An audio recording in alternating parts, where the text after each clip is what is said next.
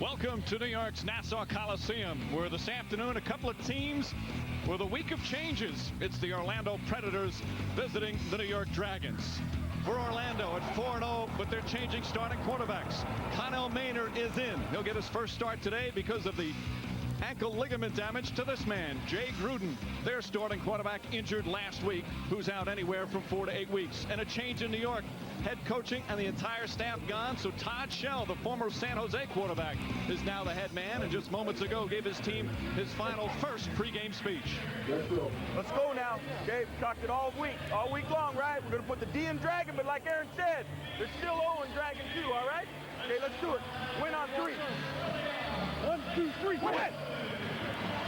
And good afternoon, everyone. Along with Ray Bentley, Mike Breen on hand. Dave Burns will join us shortly. It has been a week of changes. Let's start with Orlando. They're the only undefeated team left in the AFL, but they lose their star quarterback. Now, Gruden threw 20 touchdowns and 0 interceptions. But not only are they not panicking, they're okay with this. That they are.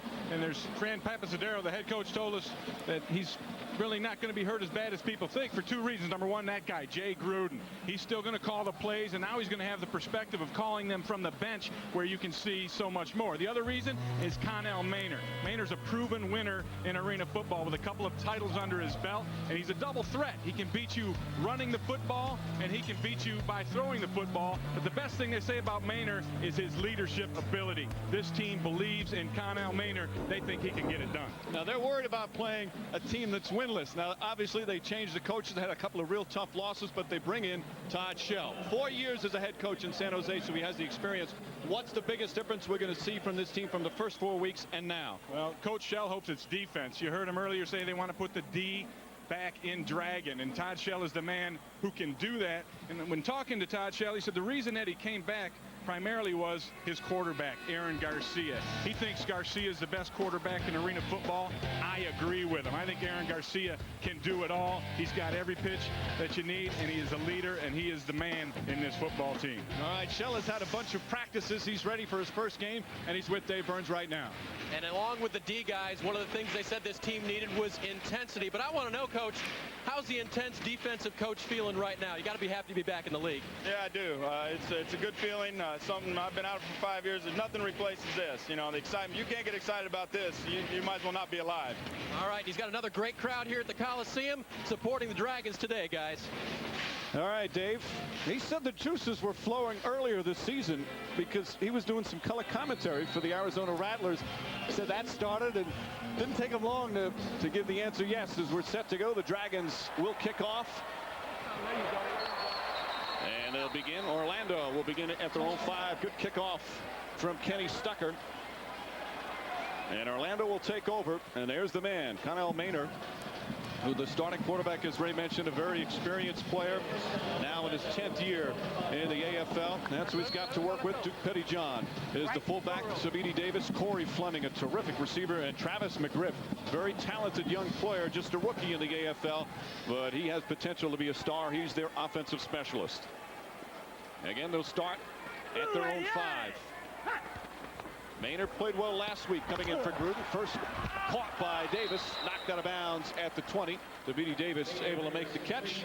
And Corey Blackwell in on the tackle, a 15-yard pickup. There's the front 3 for New York. Ken Talanoa is back and playing and healthy and had been banged up. Hutch and Miles on the ends for the Dragons.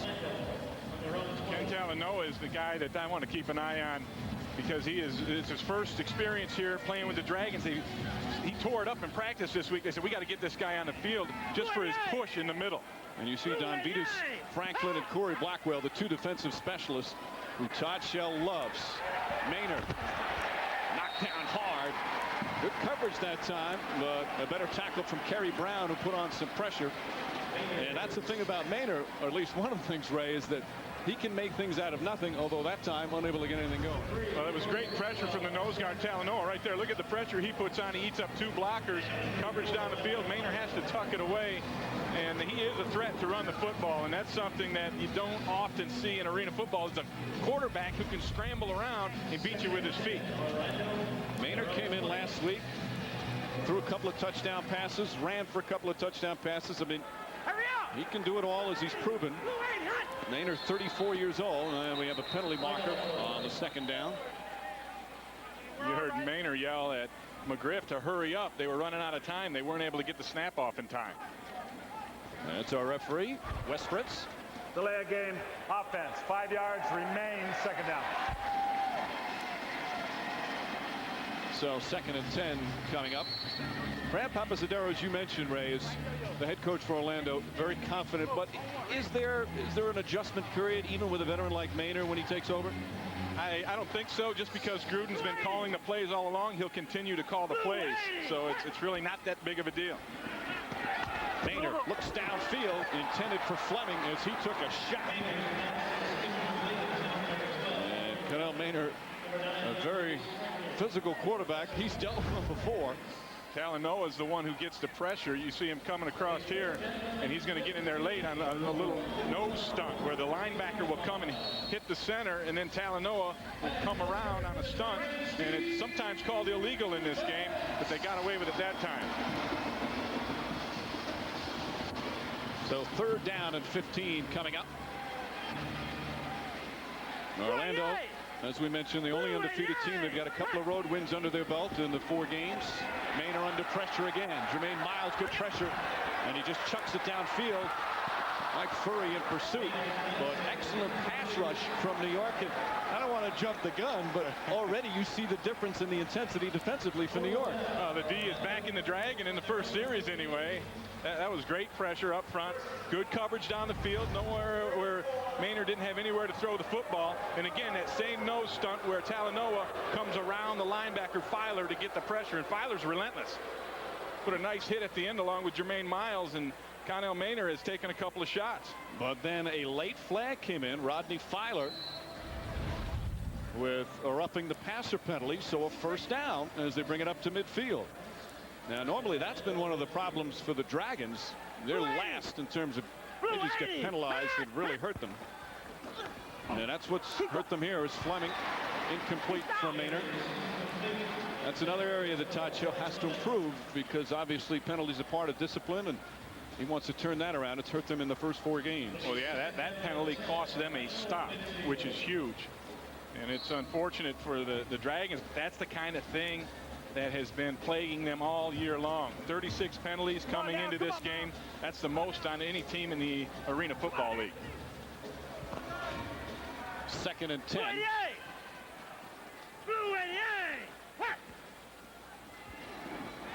Maynard going for the end zone for Mcgriff. Just overthrows. And good coverage right behind from Mike Furry. Travis Mcgriff is their offensive specialist. The rookie from Florida is very talented. Couldn't catch up to that one. And this is the key right here to the adjustment, the relationship with those two with Maynard and Gruden. I talked with Jay before the game, and I asked him, what's the thing that Connell does best? And he likes the way he throws a deep ball. He said, we're going to throw it deep. We've seen that a couple of times here already. He says he has great touch on the deep pass. That, and he's able to run around and make plays with his feet. Dragon defense, though, very impressive to start, with the exception of the penalty. 3rd and 10. Maynard has time, this time wide open, and a touchdown for Corey Fleming. There's a breakdown somewhere, and Orlando gets on the board on a 25-yard strike. It was a lack of communication between Mike Furry and Donbeatus Franklin, and Corey Fleming saw that and was able to run right past him. So Fleming with his 9th touchdown catch of the season, and a good start for Maynard.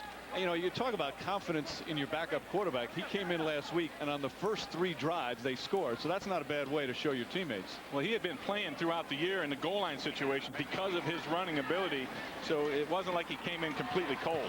Brian Schmitz on for the extra point, and after some struggles early, Orlando gets on the board first. Here's a look at it from the quarterback's perspective. Maynard Everything covered up at first, then he sees Fleming break deep. The blown coverage in the Dragons secondary left the big fella wide open. 6-play drive. That's kind of like the tempo that Fran Papasadero likes. And Orlando still undefeated at 4-0, lead at 7-0. Hey, Smith, you get a raise? No, I got an Optima. Introducing the Kia Optima midsize sedan Smith got a raise and options. with available V6, VP? 10-year, 100,000-mile warranty, Smith's taking over. Smith, and a starting price under $16,000. Watch your back, Smith. Smith Worldwide. It'll just look like you got a raise. The Kia Optima. Right now, get 0% financing or up to $2,000 cash back. I'm Allison, and this is our Days In room. Factor in a great Days In rate, less our AAA discount, minus what we would have spent going out for breakfast. And where I stay is a calculated decision. Days In. There you go. People everywhere are discovering a new way to protect their homes and families, all thanks to a new security system called SafeWatch Easy, only from ADT. Now you can arm your system with just the turn of a key. And with no codes to enter, SafeWatch Easy virtually eliminates accidentally setting off your alarm. Get SafeWatch Easy for as little as $99. Call 1-800-ADT-ASAP. ADT. Always there. The PGA Tour's Southern Swing on NBC is on its way. It all starts next weekend with the Ford Championship at Doral.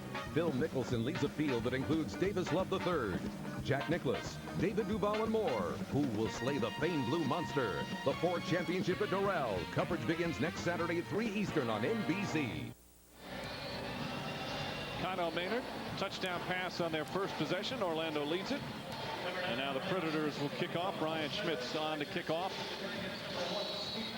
And one of the all-time return men in arena football history, Steve Pappen, is back. And Pappen may be one of the happiest guys on the Dragon team to see Todd Shell. He played for them earlier in his career. And they had a nice get-together when Shell came to New York.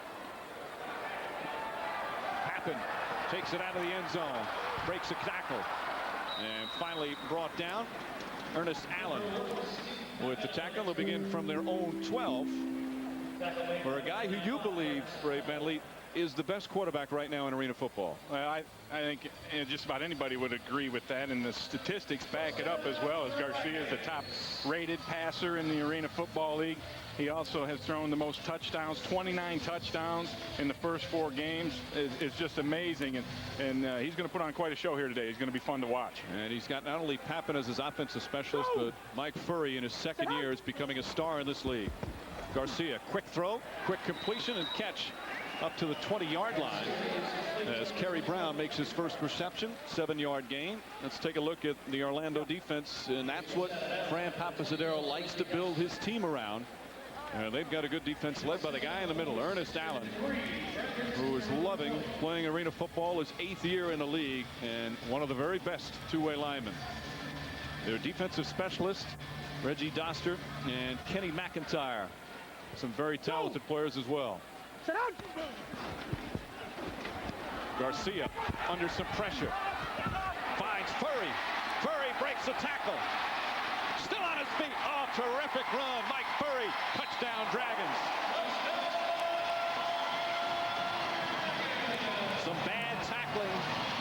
Rob Davis missed him early, and then Furry with some pretty moves to finish it off. We asked Furry about Aaron Garcia and describe him. He said total trust, and this is what total trust will give you. As Garcia gets flushed out of the pocket, the coverage is excellent down the field, and he goes across the body, which is ill-advised for most quarterbacks. But Garcia's arm is so strong, his presence and his understanding is so good, he was able to get away with it. Kenny Stucker right through the middle.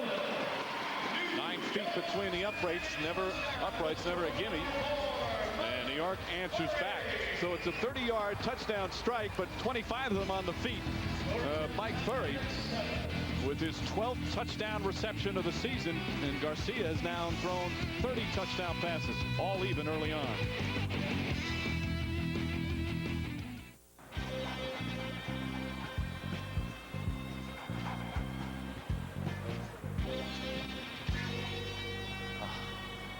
Max, you're killing me. Hey, everybody jamming. Hey, man. She jamming? They jamming too. Can a brother get a Bud Light, man? For the great taste that won't fill you up and never let you down. Make it a Bud Light. I like to skate. I don't like to sweat. I use Red Zone because it's the strongest stuff you can get, made just for guys. It absorbs in and helps stop sweat, period. Try it. If you don't like it, Old Spice will buy you a stick of something else. Dude, think about it. Would they guarantee it if it didn't work? Red Zone from Old Spice. I'm gonna give you the big half of mine. There you go, honey. Enjoy. Sharing feeds the soul. Bring a friend and try Denny's new hoagie melts. The hearty filling melt smothered in melted Swiss cheese. Or the delicious chicken melt covered with tangy cheddar. Try Denny's hoagie melts. And remember, sharing is good. Denny's, a good place to sit and eat.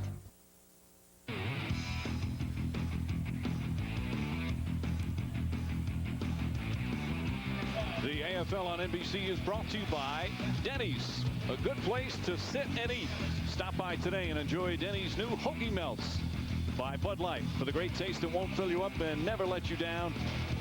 Make it a Bud Light. And by Old Spice. Just over 7.5 remaining. First quarter in New York, and the Dragons have evened things up with the Predators.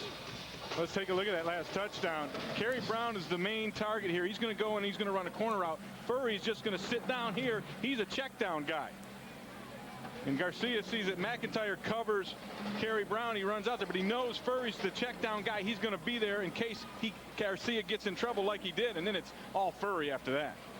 I've been saying that a lot about Furry in just a year, and now his 5th game, only his 2nd year. Kenny Stucker to kick off. Travis McGriff back, plays the carom nicely. Gets slowed down, however, and quickly taken down at the 5. And that's something McGriff, as a rookie, is going to have to learn. Is nice tackle from Corey Blackwell, but that's such a difference. Obviously, takes a while to adjust to that, right? Yeah, playing it off the nets is a science in and of itself. Where and these nets are different in each arena, so you have to come out here early. And we saw McGriff out here early, working on balls off that net and where he's got to set up to have the best chance to catch it. You think there's a little more slack in these nets than in some other arenas? Yeah, I do, and you know it may affect this game later on. Maynard complete to Fleming, and Fleming tripped up, gets across the 15. Damian Gross on the tackle, but a 12-yard pickup and a first down for Orlando. Well, Connell Maynard told us they like to get Corey Fleming in the action early. And they hit him early with the first pass, was a touchdown to Corey Fleming. And then the second one right there, as you see Connell Maynard, the secret weapon of the Orlando Predators. Maynard's done a little bit of everything in this league. That's complete. McGriff catches it up near midfield, taken down by Chris Anthony. So it'll be just shy of the first down. But you look at a guy like Maynard, and again, he's got 4 rings, possible, you know, some of them as a backup, but he's played quarterback, he's played wide receiver, he's played jack linebacker, he's been a kick returner. He's done everything in this league. Yeah, just last week before he came in for the injured Jay Gruden, they used him at the end of the half because they had run out of receivers. He caught a 17-yard pass in that game. 2nd and 3 now for Orlando. Screen. Nice play. Oh, good tackle from Gross and a fumble, but they say he was down. McLean was down and the whistle blew before the ball came loose. So another first down for Orlando. C.J. McLean on the screen pass. Well, the screen is set up to really attack the jack linebacker, which is Chris Anthony. And you see Anthony, he just gets run under right there by Colin Grachek, the center. And that's the big matchup on a screen. You get the center on that jack linebacker, and you can have a play. I think someone's called a timeout as Orlando gets another first down. Wes Fritz checking with, and we will have a timeout. So Orlando on another drive. Game tied at 7. 5.5 to play first.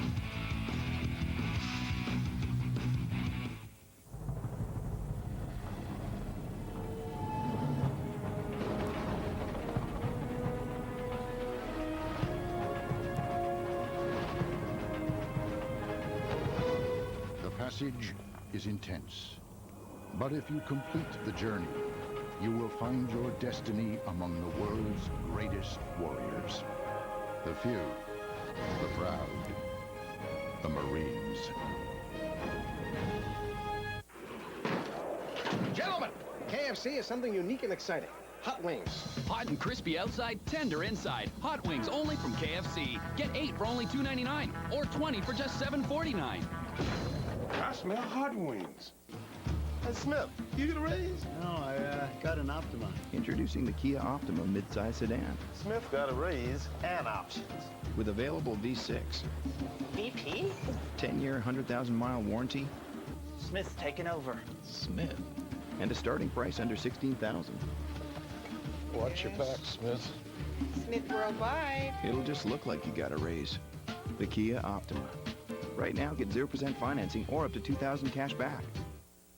NBC Tonight. Keep your voice down. Boomtown is back with the case that made headlines. Home invasions. These people are not in this for the money. There's something else going on here. How good is it? Entertainment Weekly gives the show an A. God help us if there's more than one gang out there. All new Boomtown after an all-new Law & Order Criminal Intent. NBC Tonight. Orlando with a first down at the New York 17.5-yard line. Maynard 3 for 3 on this drive. To Petey Davis, goes in motion. Maynard, nice catch from Fleming. Fleming very tough to bring down. Tackled at about the 12. Fleming stands about 6'3", 220. He is a bull, and you don't want to have him with a full head of steam. No, that's the thing that he likes about being a big receiver. He says, I like to use my body, be physical. The one thing is, they have to tackle me.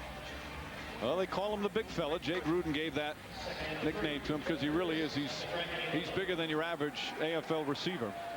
Well, he goes over and plays jack linebacker. He's as big as a regular linebacker. Blue 22. 2nd and 3. Fake handoff, and they spotted it beautifully. Kerry Taylor and Eric England. Good defensive play, and that's the kind of defensive plays Todd Shell hopes to see more of. Well, that play was really made by the nose guard, John Summerday, because he just bottled things up into this handoff. Watch Summerday right here. He takes on the lead blocker, stops the fullback, makes Maynard bubble outside, and that gives Taylor a chance to get off his block and fill that outside lane. So the good defensive play makes it a 3rd and 3. Maynard, Mcgriff, nice catch. Vitas Franklin throws him against the board, but not before a first down. And Orlando now will have a 1st and goal coming up. Good catch from Mcgriff. Let's head it to New York and talk to Al Trautwig. All right, Mike, I'm with Michael Irvin talking about the Dallas Desperados and the Arizona Rattlers. Dallas gets its 2nd touchdown. You see right there, they tried to jam Luke Levinson right on the line of scrimmage. He beats the jam, and Kubiak just lobs the ball in the air for a nice touchdown. That was 3rd and goal, so it was clutch. 14-6, Mike, back to you. 1st and goal out. Maynard, touchdown, Fleming. Boy, that was easy. Damian Gross wasn't even near him. And Fleming with another touchdown reception, so Maynard and Fleming have hooked up twice already. And that was just great communication between Fleming and Connell Maynard, because it's a fade stop route, and Corey Fleming sees right here how Gross is giving him the ground, loses track of him, so he stops, comes back to the quarterback a little bit. Maynard on the same page, delivers. Maynard 6 for 6 on that drive. Fleming his 2nd touchdown catch of the game. And Brian Schmitz with the extra point. And the offense is strong early for both teams. Corey Fleming, 31 years old, hooking up with the other veteran. Doesn't get much easier than that.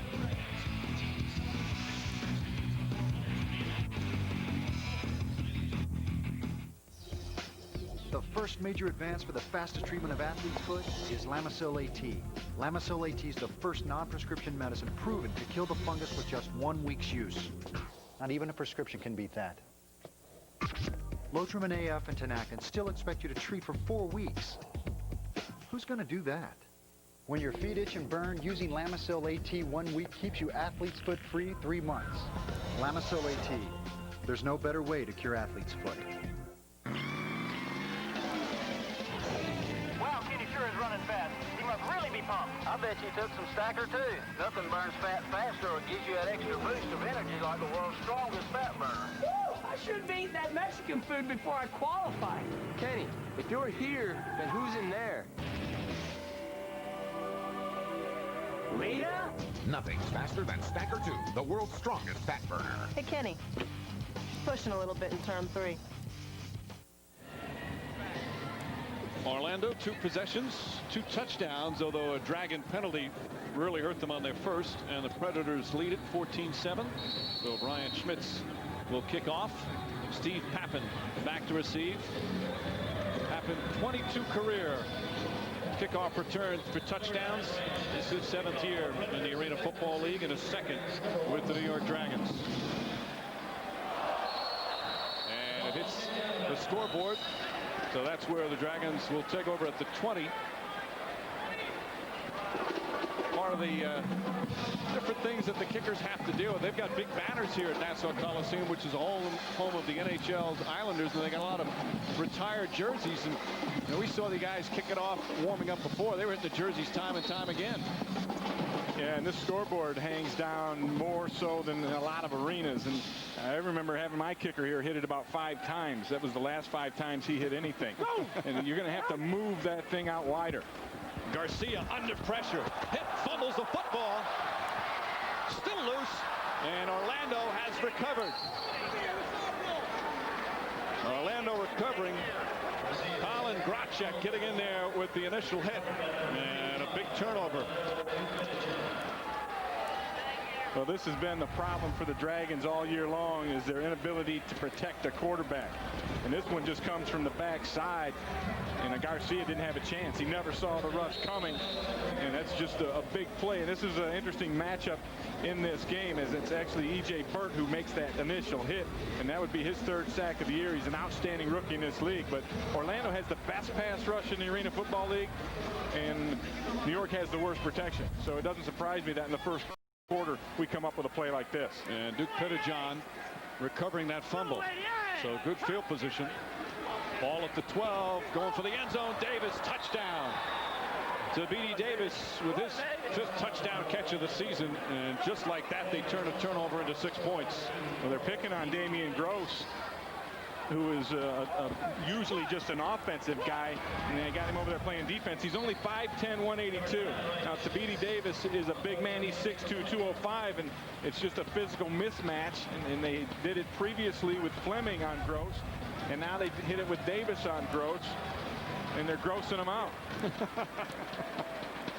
Penalty marker on the announcing. So now we'll have Schmitz on for the extra point once again. Davis, the other rookie. So they've got 2 rookies in Mcgriff and Davis. And Corey Fleming, the veteran.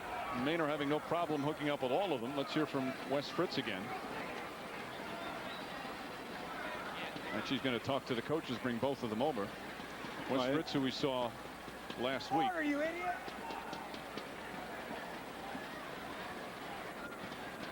I think it was the play clock is what, or excuse me, the play clock is what they're discussing, and it comes down. It was down around 3 seconds. I think they're just going to give him a fresh 25 to kick the ball, and he's making sure both coaches agree with that.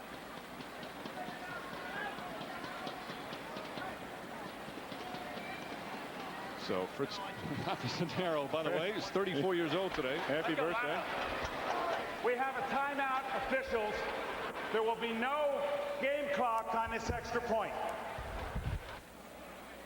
You sounded emphatic on that, Ray. I think he meant what he said.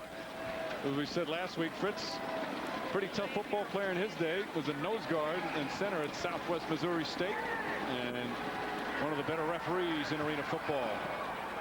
And Schmitz easy for the extra point. And Orlando leading 21-7. Another look at the touchdown. Maynard unmolested at this point, lobs it over the top. It's a perfect toss right into B.D. Davis, and Damian Gross just didn't have a chance. There is no flag on the play. There was no contact. The extra point is good. Timeout. Don't hold these guys up at all. A late flag came in after the kick, and there was discussion on whether or not the kicker got run into. Apparently not. So Davis catches that one. Schmitz will not kick off. How about Maynard, though, to come out the way he did last week, filling in for Jay Gruden, and now he's thrown 8 straight completions and 3 touchdown passes. Well, Todd Shell has come in and he's wanted to put the D back in Dragon, and that's just a huge emphasis for him. And here's what he had to say to one of his players prior to the game. Hey, make that pass rush move after you get him off balance by jacking him, all right? Okay, no dancing. Get up in there, hit him, and then make your move or whatever, all right? And they have done that. They've gotten excellent pressure. This is Jermaine Miles hitting Connell Maynard, and that's the kind of thing that Todd Shell wants to see. Is pass pressure. It's going to take its toll over the course of the game. Shell was a first-round draft pick out of BYU back in 1984. Won 2 Super Bowl rings with the San Francisco 49ers back in '84 and then in '88. Get into coaching. 4 years a head coach at San Jose. Said he had some unfinished business as Pappen will return. So he is happy to be back coaching in the AFL. And Pappen taken down by Duke Pettijohn after he crosses the 10-yard line. So New York will take over. Now let's take a look at the days in league leaders. Starting with touchdown passes. Add 1 for Garcia, who now has 30. Him and Kelly, they always seem to be at the top of those lists. That they do. It's amazing. And here's the receiving list. And Mike Furry, add 1 there. He's got a dozen now, as he caught that Garcia touchdown pass. But the turnover, a Garcia fumble on a sack. And the Dragons trailing 21-7. Garcia, quick throw and a catch. So Chris Anthony with his first catch. Kenny McIntyre on the tackle. The Dragons changed their protection up now a little bit to try and give Aaron Garcia a little more room. And that will end the first quarter. Costly turnover and a costly penalty early. Hurt Todd Shell in his debut as head coach of the New York Dragons, but 3 quarters to go here at Nassau Coliseum as they try to get in the win column this year. As he said, they look at it now, it's a 12-game season, and the players all said we're grateful it's now 16-game season in the AFL. 1 quarter complete, Orlando leading 21-7. NBC Monday, Meet My Folks returns with 2 words: to wins. 3 sets of twins, 1 lucky guy. That dream come true. His parents choose. Double the romance. My heart was racing. Double the heartache. Shut up! Don't tell him that. Double the lie detector. Do you think you're prettier than your sister? No. But in the end, there's a twist. Oh my God. Twins Meet My Folks after a supersized Fear Factor. NBC Monday. Next time on The Other Half, are you friends with your ex? I break up badly, okay? I break up with people for a reason. They hate me. Plus, amazing kitchen cures. Lemon juice is like a first aid kit in a bottle. And later, divorced couples who reconciled. I was talking to our son Matthew the other day. He goes, I still remember you running in and showing me your ring and saying we're married again. Listen up, the guys are talking. Next time on The Other Half. Monday at noon, only on NBC4. Hot dogs, over here. That'll be 4 1/4. I'll give you 1 1/4. Hey, pal, no discounts. Hot dogs. We want a better deal. Everybody wants them. Hot dogs! We can get you great deals on hotels. New York for $69 a night. How about Las Vegas? San Francisco, worldwide. All right, guys, you got a deal. Tell me more about this. Hotels.com. The best prices at the best places, guaranteed.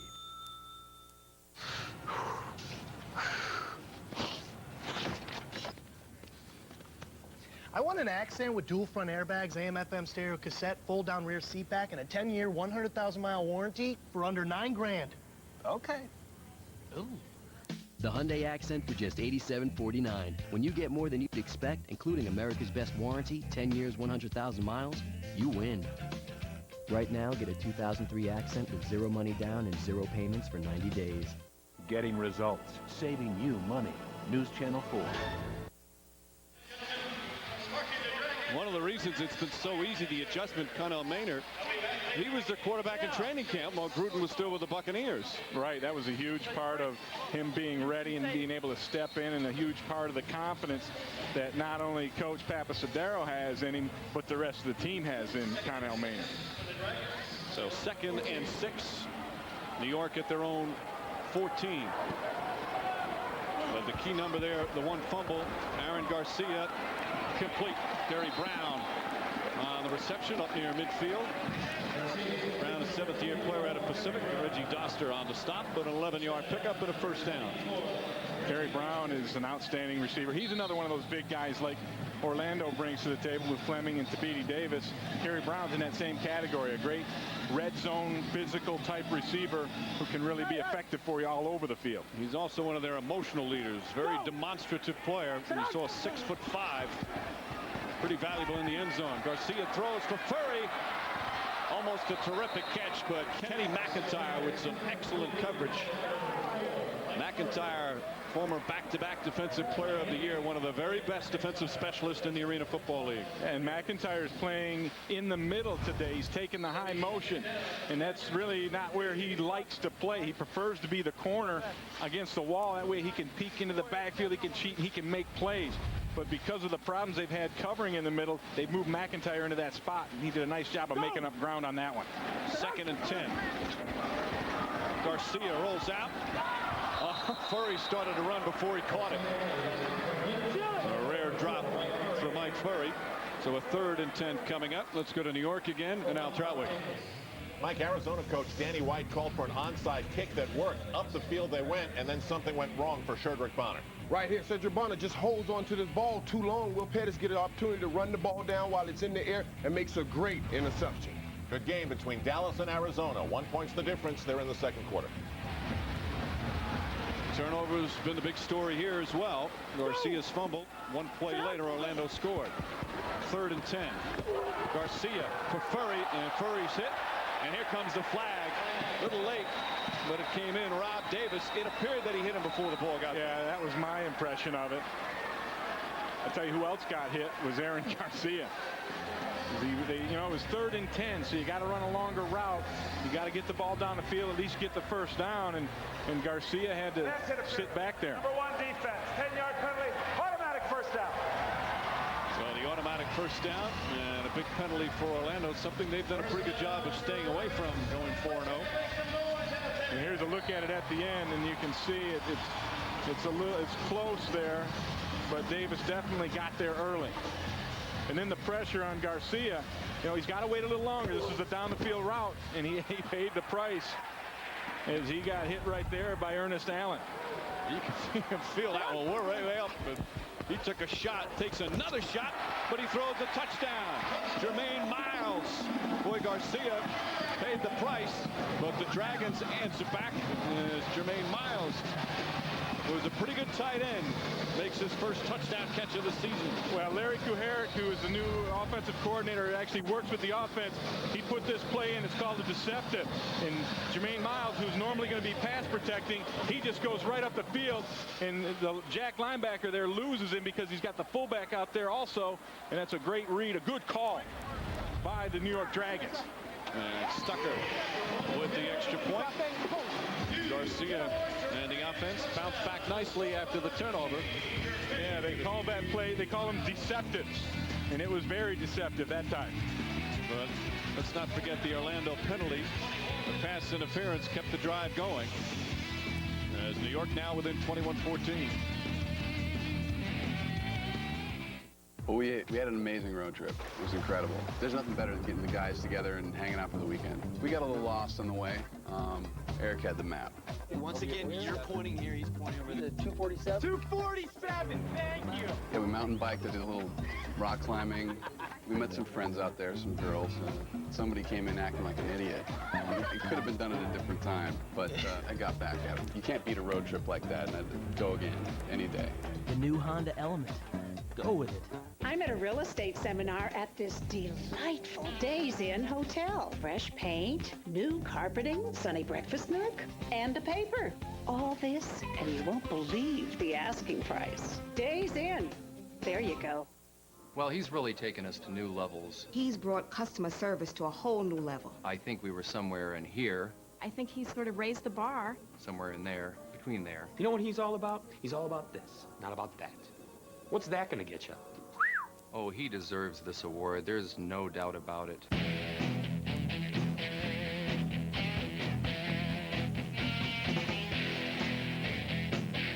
Geico. 15 minutes could save you 15% or more on car insurance.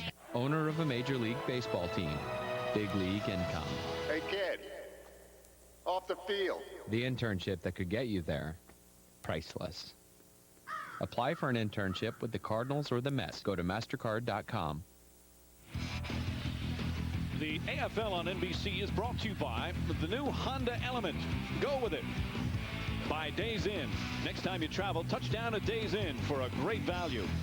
And by MasterCard. There are some things money can't buy. For everything else, there's MasterCard. The undefeated Orlando Predators leading 21-14. Jermaine Miles, good pass rusher. Didn't get a chance to catch a lot of passes, but caught that one. Well, you could see he didn't have a lot of experience dancing in the end zone. That's pretty awful. Kenny Stucker. Mcgriff. Wild carom, but Corey Fleming right there. Fleming, there he goes. And Stucker slows him down. Stucker told us before the game he's not a very good tackler, but he played that perfectly. Well, not a good tackler, and the last guy you want to see coming at you is Corey Fleming, all 220 pounds of him. This is a tremendous play by Fleming of fielding this ball off the net. This is the kind of bounce the Dragons want. Hit iron, let that thing come off kind of weird, but Fleming is in perfect position. And then not only does he make the fielding play, he's able to run with it afterwards and get a nice return. Again, say that ball hits the turf. Once it hits the turf, if Fleming's not there to field it cleanly, Dragons can scoop it up for a touchdown. It's anybody's ball at that point. So they start, and Maynard falls down and throws it into the crowd. That's a flag, too, because he got piled on by Anthony Hutch. Hutch just took a kind of a cheap shot at Maynard. Maynard laying on his back and did the right thing, threw it away. But then Hutch dove on it. Let's hear from Wes Fritz, he walked up and quietly dropped the flag. Well, here's Hutch coming right here. Intentional grounding. There were reserves in the area, but he threw it 20 feet over his head. That's intentional grounding. It's lost it down at the point of the foul. He was still in the pocket, and Fritz just walked up and gently almost placed the flag on the floor. Yeah, he was contemplating that one. Watch the foot of the fullback. Actually, it was his center. No, the fullback, you know what? He tripped on the center a little bit early and then fell back and hit the fullback. That was a double trip for Connell Maynard. Second and 17, and pass interference. Donvitas Franklin got tangled up with Mcgriff. Corey Blackwell very hot about the call. He's hotter about it than Franklin, but it looks like it's going to be pass interference against Franklin. Yeah, it looked like one of those incidental deals where feet got tangled up. And I think that's what the Dragons are protesting. But on the other end of it, the Dragons got to Connell Maynard again. And this is a pass rush that we haven't seen yet out of this Dragon football team. Pass interference, defense, number 3, 10-yard penalty, automatic first down. Well, Blackwell argued, but to no avail. So Franklin called for the penalty. And a first down. Coach Shell is getting a workout on the sidelines with the officials. He's been vocally active. Yes, he's a fiery gentleman. So the ball now at the New York 15, first and 10. Maynard, quick throw. He's got Mcgriff. And Mcgriff breaks a tackle and gets thrown against the board. A penalty marker comes in as he was hit shy of the goal line. He got past Franklin. Nice run from Mcgriff. Let's see what the next flag is.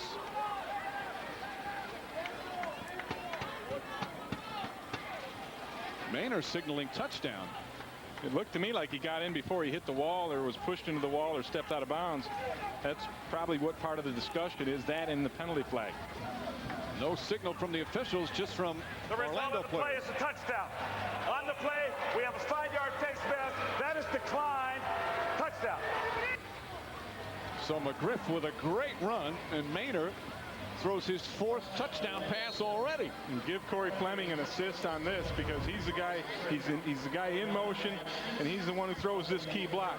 You see him right here making this block, and then it's Mcgriff's job to just beat one man. And he's able to do that and tightrope the sidelines and get it into the end zone. Again, if you saw Mcgriff hit the boards, that's in, as long as a defensive player doesn't force you in there. And once again, for the extra point, Brian Schmitz. Well, now we understand why the Orlando Predators weren't panicking with Gruden out, because Connell Maynard has been terrific. That he has, and they've got so many weapons for Maynard to get the ball to, and Gruden likes it. He's just happy he doesn't have to get hit for a couple of weeks while the team continues to win, at least right now.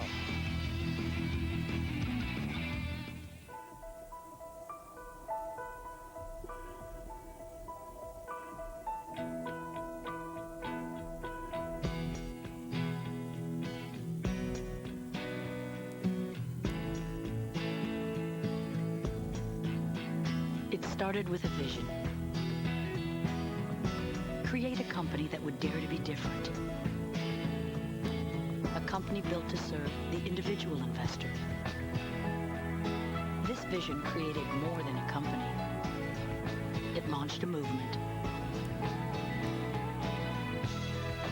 Today, more and more investors are discovering there's a better alternative to traditional brokerage firms.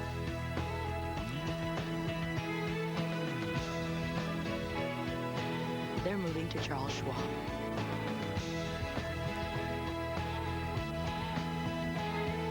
Join the movement.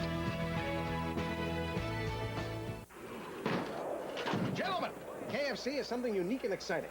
Hot wings. Hot and crispy outside, tender inside. Hot wings only from KFC. Get 8 for only $2.99 or 20 for just $7.49. I smell hot wings. Honda presents In His Element. Lawrence Samuels needs one more catch for 400. White out of the backfield. David White fumbles the football. Samuels has it. He's going to run in. Touchdown, Tampa Bay. My goodness. Remember to go to arenafootball.com to vote for next week's winner and automatically qualify for a chance to win your own 2003 Honda Element, which will be announced during the telecast of Arena Bowl 17. Brian Schmitz, 4 for 4 on extra points. He's had a lot of work early as Orlando exploding out of the gate. But still 10-15 remaining in the second. They've scored 28 points. Steve Pappen once again back to receive for the Dragons. Now, you've seen a more aggressive defense from the Dragons, but it's not being shown in the scoreboard. It hasn't paid off yet, but I believe it will in the long run.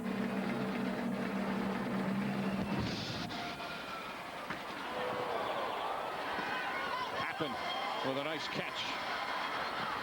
And Pappen run hard, hits to the wall. Matt Sweeney with the tackle, and that's where New York will take over. And again, Connell Maynard and Jay Gruden have a pretty good relationship and talking after that last touchdown hookup. He got 4 touchdowns already. We got to slow it down a little bit. We're working on a running game. Quarterback Gruden back to Coach Gruden and enjoying every second of it. There's such a, not just a mutual respect, but they so like each other. They get along so well. That's what makes the whole thing so easy in the transition. As timeout called by Orlando. Their first timeout. Each team gets 3 per half. And the clock moves throughout the half until the final minute. You have the 1-minute warning in arena football. Well, they called the timeout to make a change. They took Corey Fleming out and put Tabidi Davis in at that jack linebacker spot. And there's Fran Papasadero in his second year as head coach. 28-14, Orlando leading. Well, we have a moment. Let's go back to Manhattan and Al Trotwick. All right, Mike, Georgia 2-2, LA 3-1 off the loss last week. Donnie Davis is the quarterback for Georgia.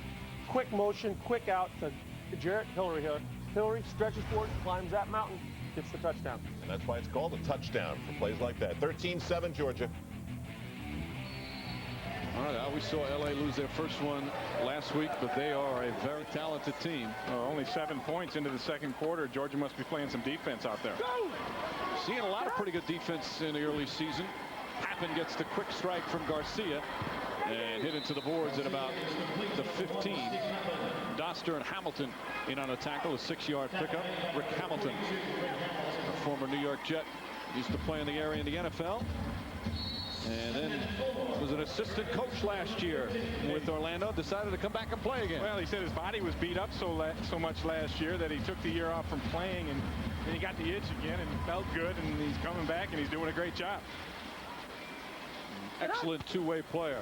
Garcia, quick strike to Pappen. Pappen open field, and Kenny McIntyre knocks him out of bounds, but good for a first down on the 10-yard pickup. And this is the influence of Todd Shell and Larry Kuharich on Aaron Garcia in this offense. That's 2 quick screens in a row. Usually they're going to go down the field 2 times in a row, but they decide to change it.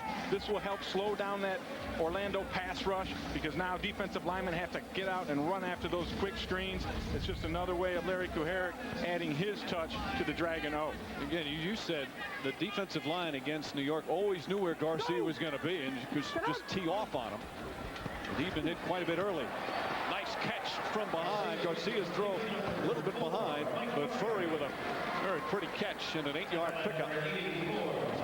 This is a rub route as Pappen takes it up the field, and kind of an incidental pick is what he's trying to get, and then Furry will cut underneath him. You see at the end of this, here's Pappen going up the field, and Furry cuts underneath. And what it does is it just makes it hard. There's traffic in there, and the receiver can't track his, or the defensive back can't track his receiver.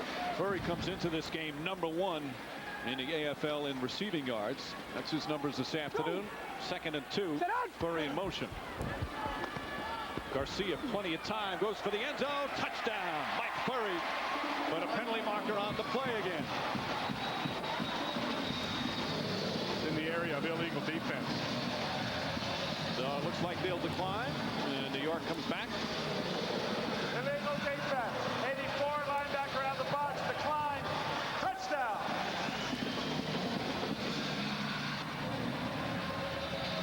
So the penalty against Tabidi Davis. This is a choice route by Mike Furry. He's going to take it up the field, and he's got the option to go to the post or the corner, and Kenny McIntyre got caught peeking. You saw his eyes were back at the quarterback, and when you do that, you're going to lose that receiver. Stucker, good for the extra point. And Garcia comes right back. Garcia with his 3rd touchdown pass of the game. Furry racking up some good numbers this season. And you see Garcia pulled it down because he thought Furry was going to go to the post for a second, but Furry went back to the corner, and Garcia hung with him.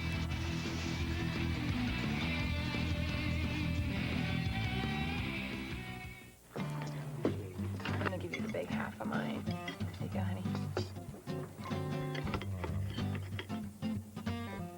Enjoy. Sharing feeds the soul. Bring a friend and try Denny's new hoagie melts. The hearty filling melt smothered in melted Swiss cheese. Or the delicious chicken melt covered with tangy cheddar. Try Denny's hoagie melts. And remember, sharing is good. Denny's, a good place to sit and eat. This Friday, on a covert mission to get you out, 8 Navy SEALs. Birds are taking heavy fire. You are on your own. Will face the impossible. 5,000 rebels converging on your area. Rules of engagement. We're already engaged. From the director of Training Day comes Bruce Willis's best action film since Die Hard. Hold the line!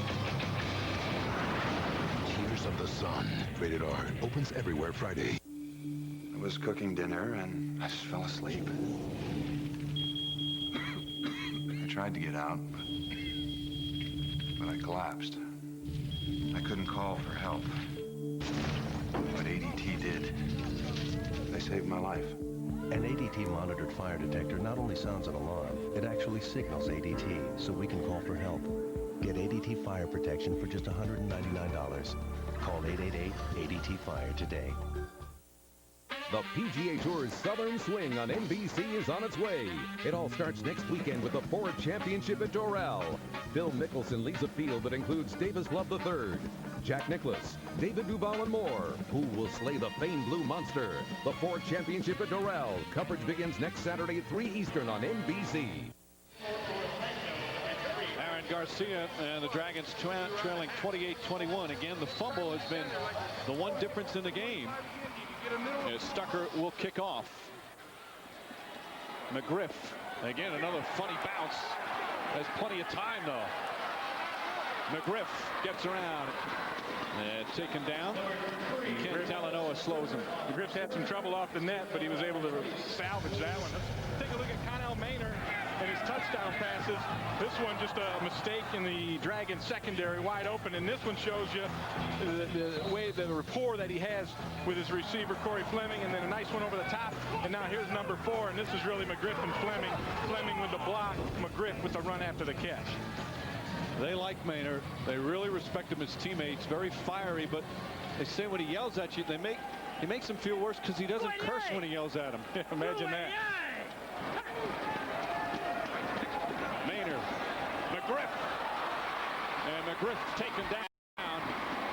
William Holder makes the touchdown saving tackle, but another big gain as Maynard and Mcgriff hooking up nicely. Mcgriff almost turns Holder around. Holder ends up with outside leverage. Here comes Mcgriff. He's got the motion. He's running full speed. He avoids the first guy, but you see the position that Holder had outside, and Maynard did a nice job of leading Mcgriff inside, away from where that defender is, and it was an easy completion. 30-yard gain. Orlando now at the New York 9. I'm impressed with the way Connell Maynard has stepped in, and they haven't missed a beat on this offense. It's like he's been running it all year. First and goal.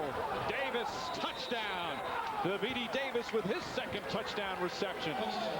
And Orlando is so impressive on our offense despite the change in quarterback. Jay who? You know, they said that they didn't think they were going to be in that bad a shape. Missing Jay Gruden, and Connell Maynard is making that come true. This was a wonderful throw. Again, they love this route with their big receivers. This is the second time Davis has caught one in the corner. Fleming caught one earlier, and they have such a physical mismatch on the New York secondary that's just going to be hard to stop. Schmitz, the extra point, and no good. Hits it left and hits the upright. So the first mistake for Orlando. But they lead 34-21. So Maynard, 5 possessions, 5 touchdown passes. That's not too bad, I guess. And where Davis won this one was getting the escape from the press off the bat. That's where you win that fade route. You win it right at the line of scrimmage where you make your escape and you have that defender lose you. And then the quarterback, all he has to do is throw it up there in your range. And Speedy Davis has a heck of a range. You know, we talked to Connell Maynard yesterday. He's cocky, but in a charming way, not in an obnoxious way. He's a fun guy to be around. And yesterday he was telling us about his mom, who was such an inspiration to him. Lula Kane, who's back in Fayetteville, North Carolina. He gives her all the credits that he kept her on the right path. She raised 3 kids on her own. He loves her to death, and a lot of his success he points right back to mom. I think most of us can do that with our success, and Connell actually left the room in our interview with him, and he was compelled to come back and tell us about that. Right. You know, and I thought that was pretty neat. The guy with a lot of talents, and one of them is leadership ability on the football field. Schmitz to kick off, and Pappen back once again. Again, a funny carry. Pappen plays it nicely off the bounce. Finally ran at about the 7. Duke Pettijohn goes over into the stands momentarily. A couple of players shaken up on the play. Doug Miller in on the hit, and there's one Predator down. That's C.J. McClain, who's shaken up. Yeah, there was some fierce contact over there along the wall as Pappen was running full speed coming forward. And a lot of bodies start flying around. This is so dangerous, you know, when the ball starts bouncing around, all of a sudden everybody wants to get a piece of it. And he grabbed his back of his leg and slid in there. He didn't really get hit. Now it looked like he just slipped underneath as they're attending to him now. Fran Papasadero, the head coach, as well. He knows what it's like to play in this league. Papasadero, second year as a head coach, but he played 5 years in the AFL. And right now trying to help out his player.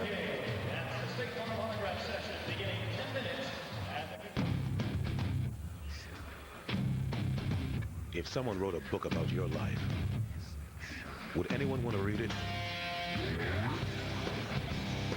The stories of tomorrow are being written today in the U.S. Navy. You'll do more in a few years than most people do in a lifetime, if you're ready. Check out the Life Accelerator at Navy.com. Navy, accelerate your life. I'm Allison, and this is our Days In room. Factor in a great Days In rate, less our AAA discount, minus what we would have spent going out for breakfast. And where I stay is a calculated decision. Days In. There you go. Well, we went out searching for some waves. It was pretty mellow, actually. Man, chill out. Go for an eat. The car ride out was good, except Luke kept taking his shoes off. Luke! Foul, Luke. We found this secret little surf spot. When we got there, the beach was totally empty. After a whole day of surfing, we just wanted to crash out. The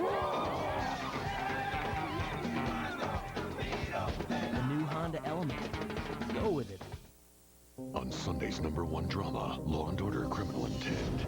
15 years ago, he murdered a girl in Central Park. Now he's free. A yuppie killer. The murders are starting again. But this time, it's all caught on tape. I'd like to see how they did that. All new Law & Order: Criminal Intent. NBC tonight. Orlando leading 34-21. 34-year-old, 32-year-old, excuse me, I don't want to age him yet. Aaron Garcia at the helm for this team that's been explosive offensively, but defensive problems have been a big part of why they're 0-4. First and 10. Quick throw. Happen to elude some tacklers and finally taken down. Been a big week of changes, not just the coaching staff for New York. Let's get more on that from Dave Burns. Well, guys, they had a uniform theft here on Tuesday night, and all these jerseys were not here. On Wednesday, an emergency call went out to Russell Athletic. They sent them jerseys with uniforms, but no names, no patches. They've been working hard to get those right ever since. But here's the kicker. The 66 Marcus Owens, he needed his pants changed into a different pair as Garcia now connects. And the equipment manager went in 2 days early to check on that for Marcus. And so if Marcus hadn't had his problem, they wouldn't have discovered it till Friday, and who knows what they would have been playing in then. Meanwhile, a penalty marker on that play. Thank you, Dave. It's also, ironically, Kids' Jersey Day here at Nassau. Yeah, they could have worn those. Personal foul. We have a leg whip. 92 on the offense. Half the distance. It remains second out. Now, we mentioned Wes Fritz, one of the premier referees in the AFL. His mind kind of down on Florida right now. His mom, Rita, who's 91 years old, is going to undergo open heart surgery this week down in Clearwater, Florida. And he wanted to send his best wishes, get down and take care of Mom, and we certainly wish her the best. He does a tremendous job and he's one of your favorite guys, and that's hard for you to say. Yeah, he was one of the few guys I didn't curse at. Garcia with the run, and Garcia hit hard as he gets up to about the 9-yard line. So B.D. Davis, one of those to crunch him. Nice sportsmanship from Davis, who helping up Garcia. Look at this pressure. It's just going to be a jailbreak as Garcia has nowhere to go and nobody blocks Pettijohn until late, and that flushes Garcia out of the pocket, and that's the last place you want Aaron Garcia. You know, and I talked about New York's play selection, about the deceptives and the screens and the runs that they were going to add. And now they've thrown the ball down the field 8 times. They've run once, and they've run 3 screens. That's basically 4 out of the 12 plays. They've tried to throw that Orlando rush off a little bit, which is something new. This is something that they have not been doing, and that's something that Larry Koharic has brought to the table. So, timeout call by New York. Todd Shell's been a very busy week for him. Shell coming to New York from Arizona, and we talked to him about his feelings about coming to New York. He's got some pretty deep feelings about the city of New York. He told us that he was in on business on September 11th and was supposed to have 3 different meetings at the World Trade Center that day. In fact, was about to get into a cab to go down to the Trade Center when he got a call from a friend of his on his phone to say, hey, a plane just went into the Trade Center. It didn't go down. Wound up spending the week in New York, and very emotional time for him, obviously, as for so many people. Garcia goes downfield for Anthony. Off the wall, incomplete. Boy, that was almost a great catch by Anthony. In fact, I think he did catch it off the wall, which is a ball that would be in play. If he caught that ball off the wall, that's a good catch, and that's what's being discussed down there. Anthony, a very impressive rookie who's caught your eye in the first couple of weeks. I mean, they've got Furry and Papin, but Anthony's going to be a good player. Yeah, and now I say, yep, first down. Because you can catch a football off the wall. As long as you're in the field of play. If you're in the end zone. No, did it hit his leg, though? I think it hit his leg, maybe. I thought I saw it hit the turf initially. Maybe we can take another look at that. Oh, it hit the ground. Absolutely. Now, that's a heck of a play from Anthony to make it look like it, but that looked like it hit the turf. Yeah, it did. It, right there. Yes. You can see it did hit the ground, but, you know, Anthony's body was draped over it. It was almost impossible to see, and then I thought it hit the wall from up here, and that's what the officials thought. That just show you, we needed to see it a couple of times to check. That shows you how hard it is, especially, I mean, we're looking in slow motion. But the initial call was correct. So the Dragons get a break. Papin, who's a good runner, fumbles the football. And Orlando recovers. Kenny Mccintyre off the fumble. The second Dragon turnover, both fumbles. And Papin obviously upset with himself. Well, I've watched a lot of arena football, and I have not seen a better goal line defense than what these Orlando Predators bring to the table. They fly around, they make plays, and that was Ernest. Actually, it was E.J. Burke. I think it was Doug Miller, 98, that right here, who ends up knocking the ball out. No, I was right the first time. It was Ernest Allen, number 95.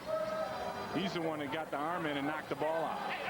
But they play such great run defense down in the goal line area. They actually pattern their whole defensive philosophy around that. They'll let a team work the ball down the field, and then they get him down here in the goal line area right where they want him. And there's the beauty of arena football. You make the great defensive play of you're on the line. No, you can't celebrate on the sidelines. You got to stay in the game and block. Maynard complete. Corey Fleming. Furry wraps him up quickly. Under 2 minutes remaining here in the first half. Orlando leading 34-21. The two stories in the game. One has been the tremendous play from the backup, now starting quarterback, Cannell Maynard. And the other story of the two fumbles for the Dragons. The one was Garcia, the first one, and he really didn't have a chance. He got hit from behind, but that was all Steve Papin. He's got to hang on to that football, that last one. Second down and 3. They've had some costly penalties. That's what happens when you're 0-4. Pettijohn breaks the tackle, barreling across the 20. Blackwell thought he knocked it loose, but the whistle was blown. And a first down, 13-yard pickup for Duke Pettijohn, who's getting the start because starting fullback Rick Wood out with an ankle injury. Well, Pettijohn was actually in the Jacksonville Jaguars camp, and he decided he wanted to play rather than work out in this offseason, so he re-signed with the Predators, and he's an excellent player. He's one of their top returning guys from last year, in my opinion. And this kind of shows you why here. Look at him get up into that hole. Pettijohn in his second year out of Syracuse. Led them in rushing last year as a rookie. As Todd Shell trying to figure out how to turn this around.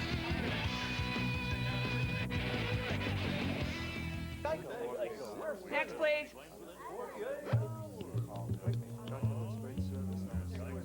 Well, hello. Oh, great. A talking gecko. Geico. 15 minutes could save you 15% or more on car insurance. Customer satisfaction is at an all-time high. I don't think we've ever had numbers this high. I mean, this guy has really worked his tail off. His tail. Geico. 15 minutes could save you 15% or more on car insurance.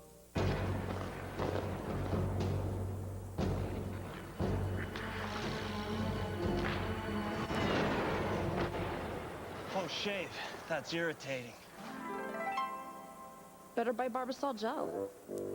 New Barbasol gel blocks skin irritation. Lets you go for the comfortable close shave of your life. Close. Who's next? Love close? Hate irritation? Better buy new Barbasol gel. All Jay Gruden did was lead his team to a 4-0 record, 20 touchdowns, 0 interceptions. But Gruden's enjoying life on the sidelines with his ankle injury. As Connell Maynor, his backup quarterback, has thrown 5 touchdowns, no interceptions. So they have yet to throw a pick this season. A lot of love in Orlando right now. First down, Maynor. Good pass. Fleming the catch. Donvitas Franklin makes the tackle, but about a 9-yard pickup. But Fleming is, that combination of speed and size. I can't believe New York's not calling a timeout to conserve some time here. They have 2 timeouts left, and they're just letting that clock run down. That is surprising to me, especially down like they are. You should call a timeout now and conserve some time. Get a chance to score. You know you're good? Go ahead. Go ahead. Maynor talking to Fleming. And a whistle. What's Corey doing? Maynor not happy with Fleming, but again, he won't curse at him. The play clock. Actually, Tabiti Davis was standing over there, and he saw the confusion. He called the timeout. As the play clock was winding down, so Orlando down to 1 timeout remaining. And we'll take a break. We'll stay right here as Maynor gets some more expertise. And what Fran Papazadero told us was, hey, as long as Maynor keeps going, teams are going to be watching film of Maynor. Then all of a sudden Gruden comes back and they're going to be, what's going on here? Right. He had it all worked out all the way to the Arena Bowl. And Maynor told us, hey, if I win 8 straight games and we're 12-0 and Gruden's ready to come back, he's the starting quarterback. And we noticed that talking to guys, there's a real nice camaraderie and chemistry on this team as penalty markers come flying in. Doug Miller was leaning back a little bit in his stance. I think they're going to get him on a false start. And one of the reasons it works is they've got a lot of good veterans who they've told us work at team unity. These guys spend time together, Orlando. They eat together. They hang out together quite a bit, play cards together. It's a very close-knit team. A lot of them live in the same apartment complex. Let's hear from Wes Fritz again. Prior to the snap, false start, 98. Please reset the clock for 22.4. 22.4. You're going to add 0.3 of a second over there. There it is.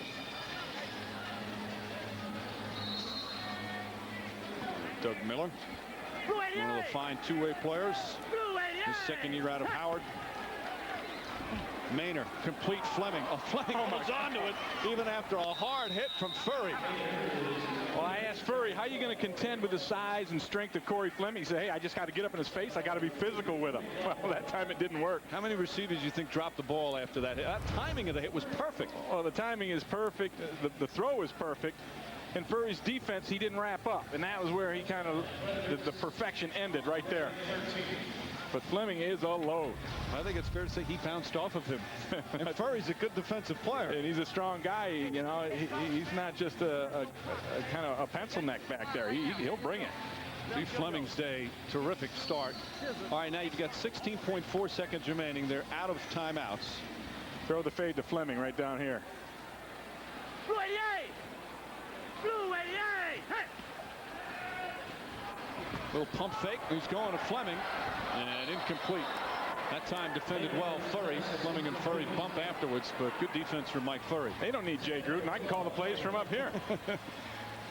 If you got a guy like Corey Fleming, it's kind of easy to call plays. Just get the ball to him. Now, again, in the final minute, the clock stops on the incomplete pass, unlike the rest of the time. Final minute in each half. So 2nd and 10 coming up for Orlando. Yeah. 51. See Maynor's numbers. 48. It's not a bad half-day work. Maynor has to throw it away. Eric England. England's been sending some good pass rush. Todd Schill wanted an intentional grounding, but he was out of the pocket. Yeah, they're going to call it a sack, I believe. So a big play from Eric England, the former draft pick and player for the Arizona Cardinals. And here's England coming around the corner, and he's got a hold of Maynor, and Maynor just throws it away. And what the point Wes Fritz was making is that the quarterback was out of the box, so there was no intentional grounding. Although there is still a flag on the ground. After further deliberation, My wingmen have informed me the ball did not make the line of scrimmage. Therefore, we do have an intensive grounding penalty at this point of the foul. Lost it down. Yeah, the same rule that you're familiar with applies. You got to get that ball back to the line of scrimmage. Yeah, that's what you call good teamwork from the officiating staff. Further deliberation. I don't think I've ever heard that from an official before.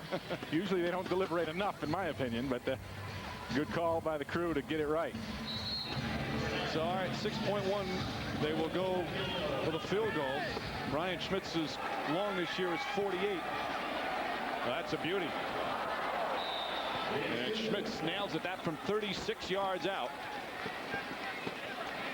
And I don't want to say it's a perfect first half for Orlando, but it's pretty close. They really played well, in particular on offense. And then the defense, they did their part, forcing a couple of turnovers.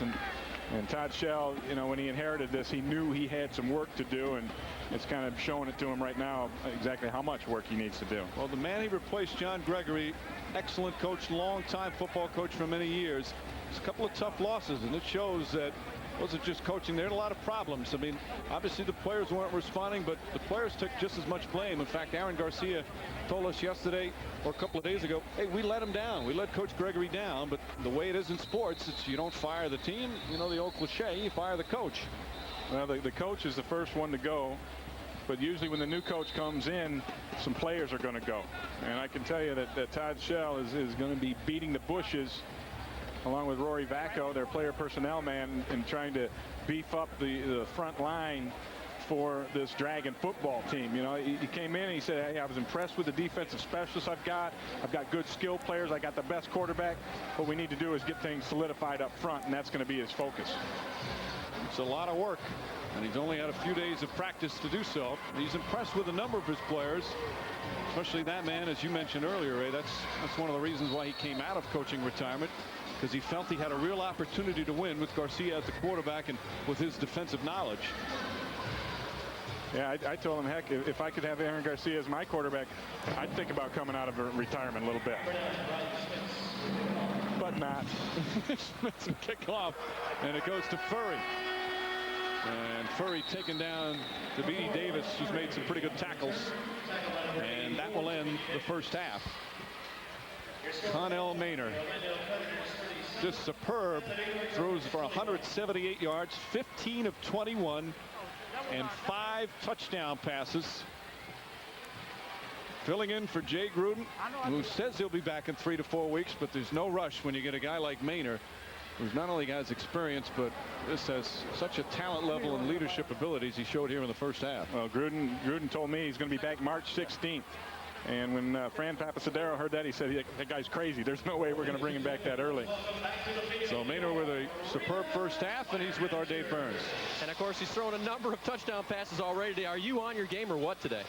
Yeah, I'm on my game, but it's a team effort. You know, the line is doing a good job. They're getting a couple hits on me, but they hold them out long enough, and the receivers are getting open. But it's a long game in arena football. They getting the ball back first. They score. It's right back down to a 10-point game. So we got to keep on doing what we're doing. All right, he's got another half to do it, guys. That's Connell Maynor. Well, his teammates love his big play ability, and he certainly showed that. As we said earlier, he likes to run as well, but didn't have to. His wide receivers getting it done, getting open, making some nice plays afterwards, and you always like to see that with the quarterback crediting the teammates right away. That's the class of Connell Maynor, you know, and the leadership of Connell Maynor, where, you know, he's not, he's having a good day, but you know what? All these other guys are really getting it done too, and football is the ultimate team sport, and Connell knows that very well. And it's all part of this team camaraderie for Orlando. Meanwhile, New York, they've got their work cut out for them. They come in 0-4, but they've been rejuvenated by Todd Shell. They say that happens when any time you change coaches, because you have to prove yourself all over again. So you're going to bust your behind in practice when the new coach comes in. Well, the new coach will come in, and he's got to also kind of set a tone. And I know from experience, you come in and discipline's the first thing you attack. And you make sure everybody understands who's the boss and how things are going to be run. So that's another part of the equation as far as, you know, getting a team together after the changing of a coach. I like what Garcia said. Yes, they said we're going to put the D back in Dragons, but Garcia said after a couple of days of practice, he had to remind them there's an O in Dragons as well. There is. 37-21. Orlando comfortably in front at halftime. Now to Manhattan and Al Troutwig.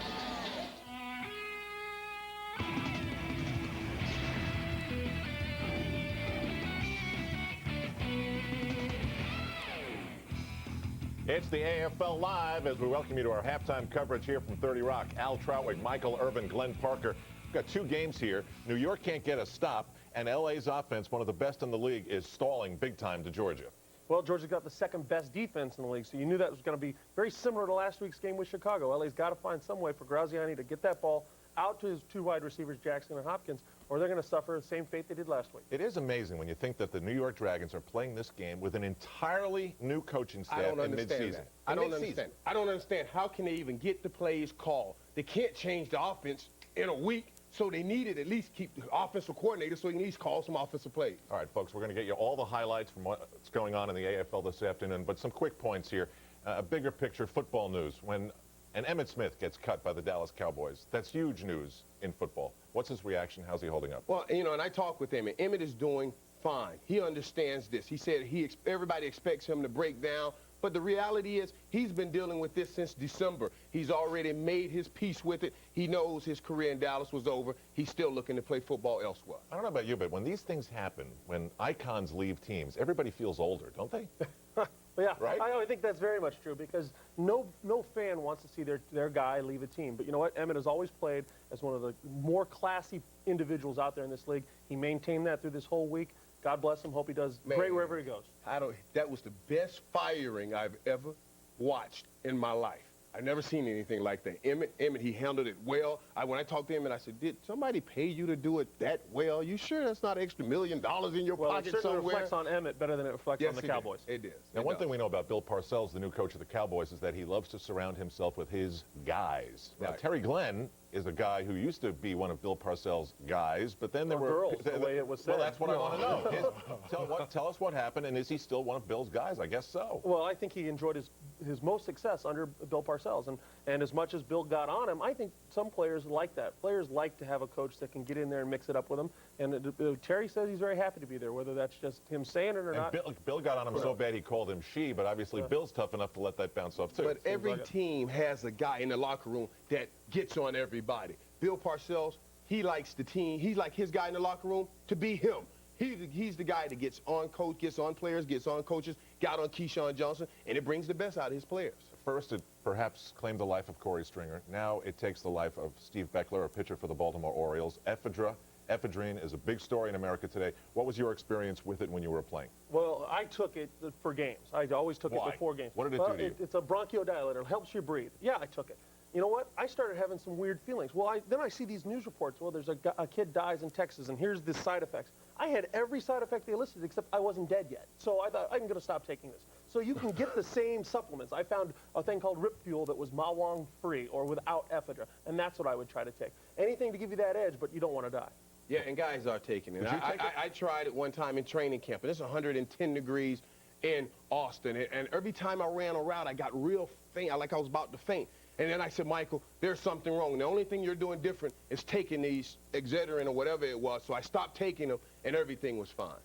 So as we talk about this in a national sense, how much do you think it should be on the national radar? How much should it be that the FDA puts these big warnings on all these products? Well, I think, first off, there is a problem, in not just in sports, but in life, that you can walk into an herbal supplement place and you get the supposed...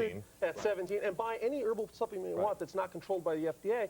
Now, do we need that much control in our life? Well, I don't know if in every aspect, but in this one, maybe so. Kids don't need to be taking this stuff. You know, I think there was the belief by many that these herbal supplements could never harm you. They're just herbal. They're natural. Natural. And that they couldn't do something to your body that could kill you. It's not that that's exactly what everybody thinks. So you say, okay, hey, this is fine. And there's this other misbelief that, hey, if they're selling it over the counter, it can't be all that bad. But it is. It's very dangerous. What's interesting to me is that since the NFL has banned ephedra, there has not been widespread use that has come out, and there has not been a huge cross-section of players that have said that it's been painful for them to change the way they play in the NFL. So as we continue in the AFL Live, talking about some things that have gone on in the NFL, Al Troutwig, Michael Irvin, and Glenn Parker, we watched Joe Avezzano, the head coach of Dallas, sing a song in the first half. Man, was that I was treated to what? Right, so what are you saying? Take these chains off my heart and set me free. Hank Williams.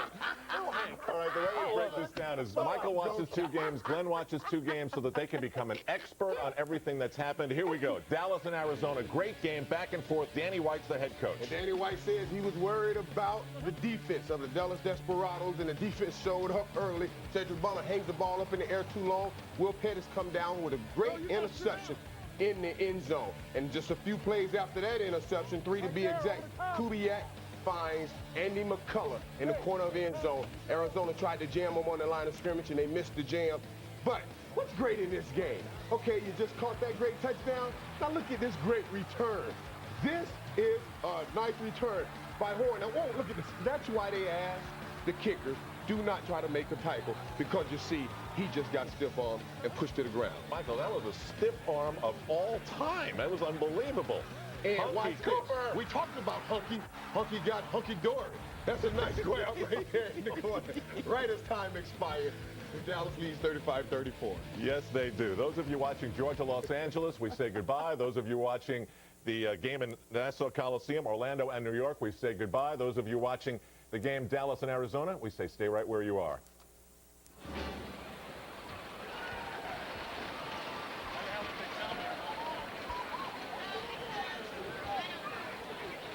Down there in Big D, did you talk to him? Yes, I did.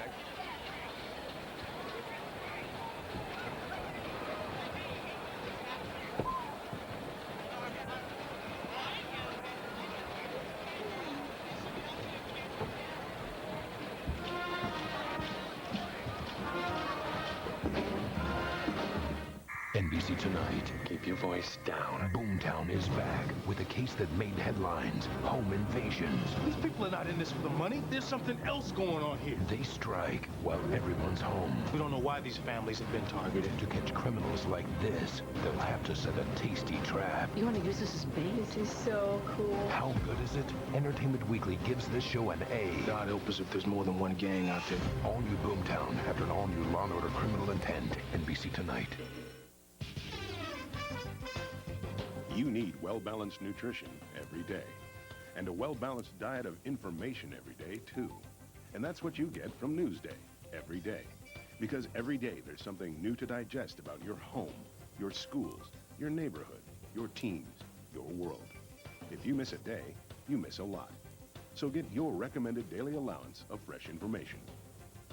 Newsday every day. Newsday every day.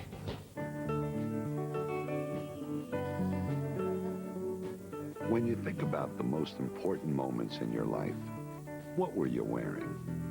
Every man should own at least one suit. We invite you to buy yours from us. 100% wool suits, starting at $200. You're gonna like the way you look. I guarantee it. Men's Warehouse. To contact the store nearest you, call 1-800-776-SUIT. How much is the Hyundai Elantra with automatic transmission and air conditioning? Under $12.5. Shut up. What if I want power windows, locks, and mirrors? Same price. Shut up. And front and side airbags? Same price. Please don't hit me. The Hyundai Elantra GLS for just $12,499. When you get more than you'd expect, including America's best warranty, 10 years, 100,000 miles, you win. Right now, get a 2003 Elantra GLS with 0 money down and 0 payments for 90 days. Box Tops for Education asks, how did you improve your school? We got the keys to the information superhighway. We got new gym equipment. More art supplies. I like to mix my colors. Clip Box Tops for Education coupons from hundreds of General Mills products. Send them to school, and your school gets 10 cents a box top to spend on anything. General Mills Box Tops for Education. Earn cash for your school. Today in New York, weekdays at 5 a.m. on News Channel 4. Halftime at Nassau Coliseum on Long Island in New York as the Orlando Predators, the only undefeated team left in the Arena Football League, off to a terrific start. Backup quarterback Cannell Maynor filling in for Jay Gruden. 5 TD passes trying to keep the Dragons winless. Third quarter coming up. Long day. Yeah.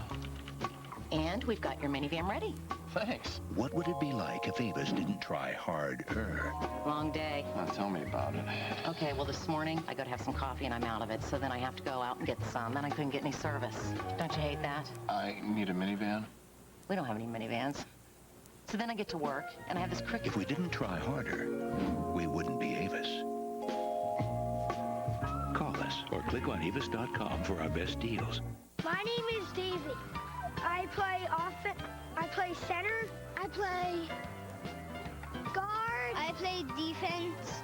Vincent. I play linebacker. I play running back. I play fullback. My name's Casey and I play football. Now, youth players and coaches can learn football from the NFL with the Junior Player Development Interactive DVD Kit. To register to get your kit, go to NFLYouthFootball.com. This is a football. This is arena football. The Arena Football League. Players battle both ways, offense and defense. And the walls, the walls. With fans so close, it hurts. And scoring so high, you just might need oxygen. The Arena Football League. For tickets to the AFL team near you, call 1-866-AFL-TIXS today. Football's in the house. As we said near the end of the second quarter, you don't want to call it perfect, but as we said near the end of the second quarter, you don't want to call it perfect, but pretty close for the Orlando Predators, especially the play of backup quarterback Connell Maynard.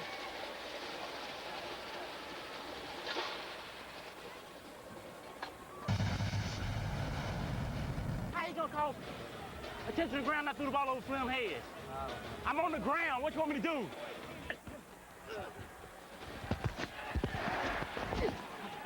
And we're still going to work all our short stuff, too. We don't want to get too happy with these guys and get them back in it.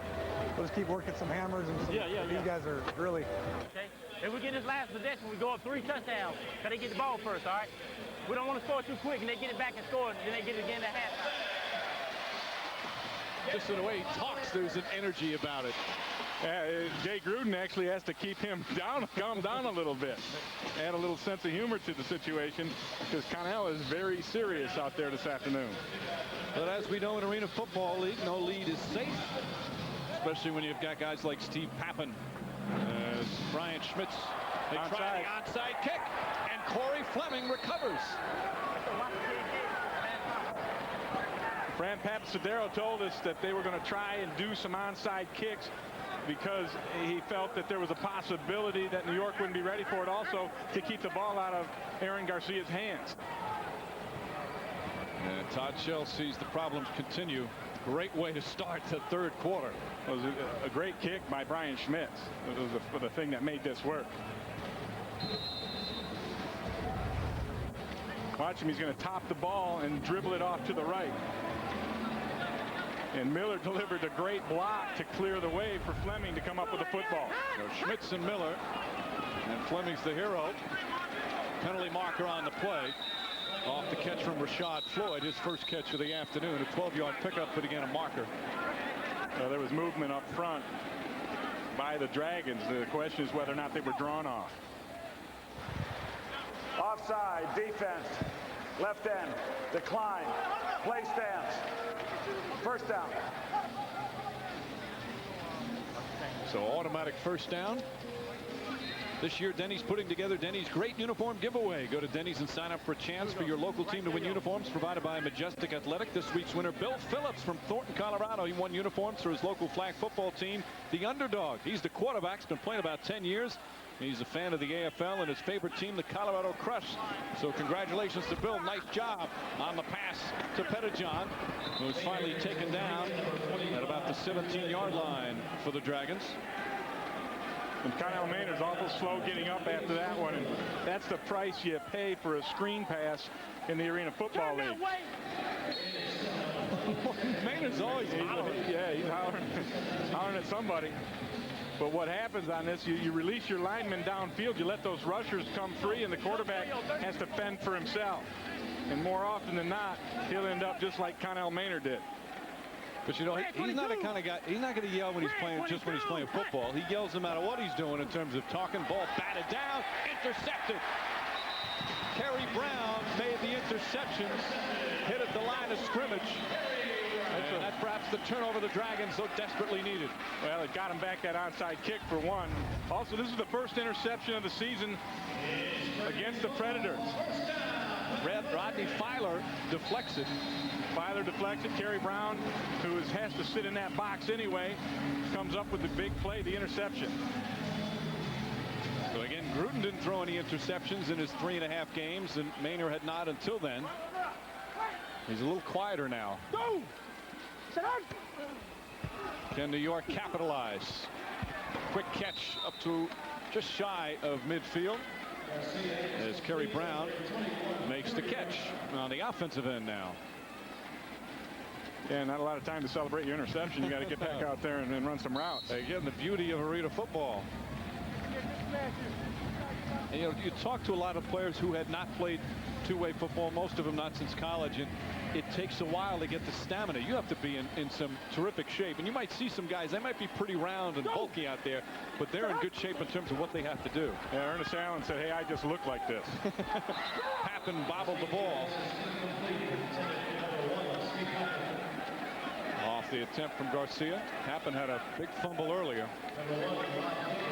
Pappen fumbled earlier in the year in a game, and that really was costly to the Dragons. They just had a propensity to make mistakes at the wrong time, and that's the reason you're 0-4.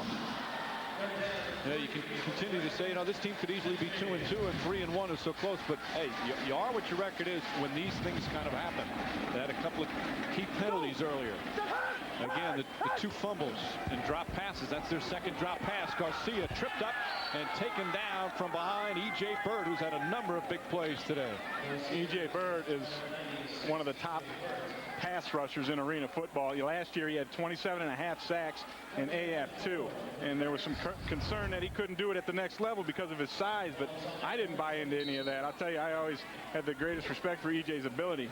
He has incredible get-off skills where he just gets off that ball so quick, and then he works the edge better than anybody, and he's got about a 7-foot wingspan so he can reach out and make plays. He's the whole package. He's 6'1", 270, a rookie out of West Liberty. That's his 3rd sack of the season. 4th and 4. Garcia going for the end zone. And there's pass interference. It will go against Rashad Floyd. So a first down will come up for the Dragons.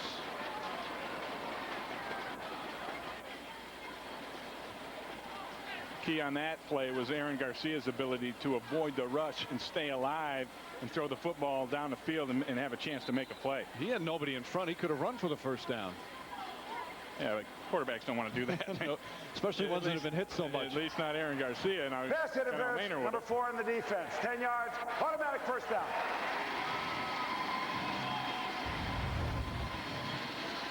And there's Carrie Brown, who gets bumped by 2 players at the line, stays with his route, and the advantage that he has is he's looking back for the ball. Floyd's not. Floyd is actually in good position here. If he just turned back and looked at the ball, he could have intercepted it. Instead, he kept his eyes on the receiver and also got his hands on the receiver. First down off the penalty. Garcia for Furry. Again, you can catch it off the net like that for the touchdown. Furry aware of that, made a good adjustment, but it just carried him too far away. And 2nd and 10 coming up. Yeah, Furry made a great break, but he made it so late that Garcia had to lead him up into the net with the football. He's got to make his break a little bit sooner, and that'll give Garcia the room because Furry was wide open. He gave another post move and then cut back out to the outside, but it was just too far down the field. They ran out of room. That's the rule that can make it rather interesting even on an errant pass. So 2nd and 10 for Garcia. The Dragons really need a score here. Furry has it. And taken down that time. Mcintyre not fooled. And only a few-yard pickup that time. McIntyre's a ball hawk. He didn't even really care much about the tackle. He went right for the football, got both hands on it, almost ripped it out from Furry. McIntyre told us yesterday the #1 key of being a defensive specialist in the Arena Football League is have a short memory. Yeah, he has a formula that he uses where he equates making 1 stop to giving up 2 touchdown passes. And his math was creative. The 2 touchdown passes is 14 points, but if you stop them, that takes 7 away from them, gives you a chance at 7, even Steven. That's his goal. Garcia goes No flag that time. There it is. A late flag. One official said no. It's Carrie Brown and Rashad Lloyd. The same two. Floyd again with the bump. And Floyd's having trouble matching up physically with Carrie Brown. I think that's the problem, is Brown is a big, strong Pass receiver. interference, number 4 on the defense. Half the distance, automatic first down. To me, again, there was no question that's the right call there. Yeah, Floyd, his technique is not what it needs to be as far as looking back at the right time to make a play.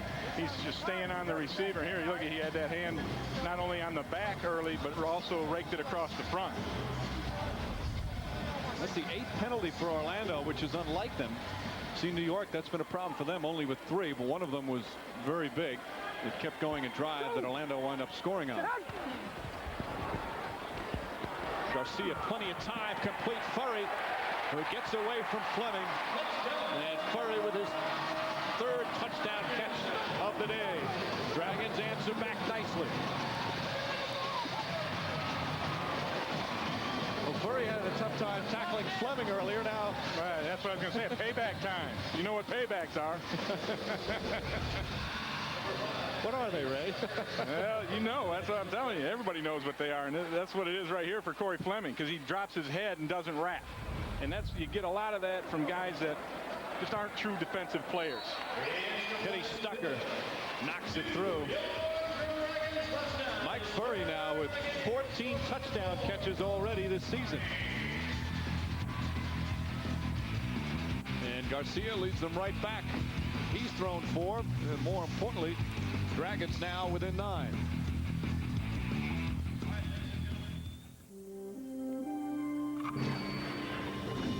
People everywhere are discovering a new way to protect their homes and families, all thanks to a new security system called SafeWatch EZ, only from ADT. Now you can arm your system with just the turn of a key. And with no codes to enter, SafeWatch EZ virtually eliminates accidentally setting off your alarm. Get SafeWatch EZ for as little as $99. Call 1-800-ADT-ASAP. ADT. Always there. Owner of a Major League Baseball team. Big league income. Hey, kid. Off the field. The internship that could get you there. Priceless. Apply for an internship with the Cardinals or the Mets. Go to MasterCard.com.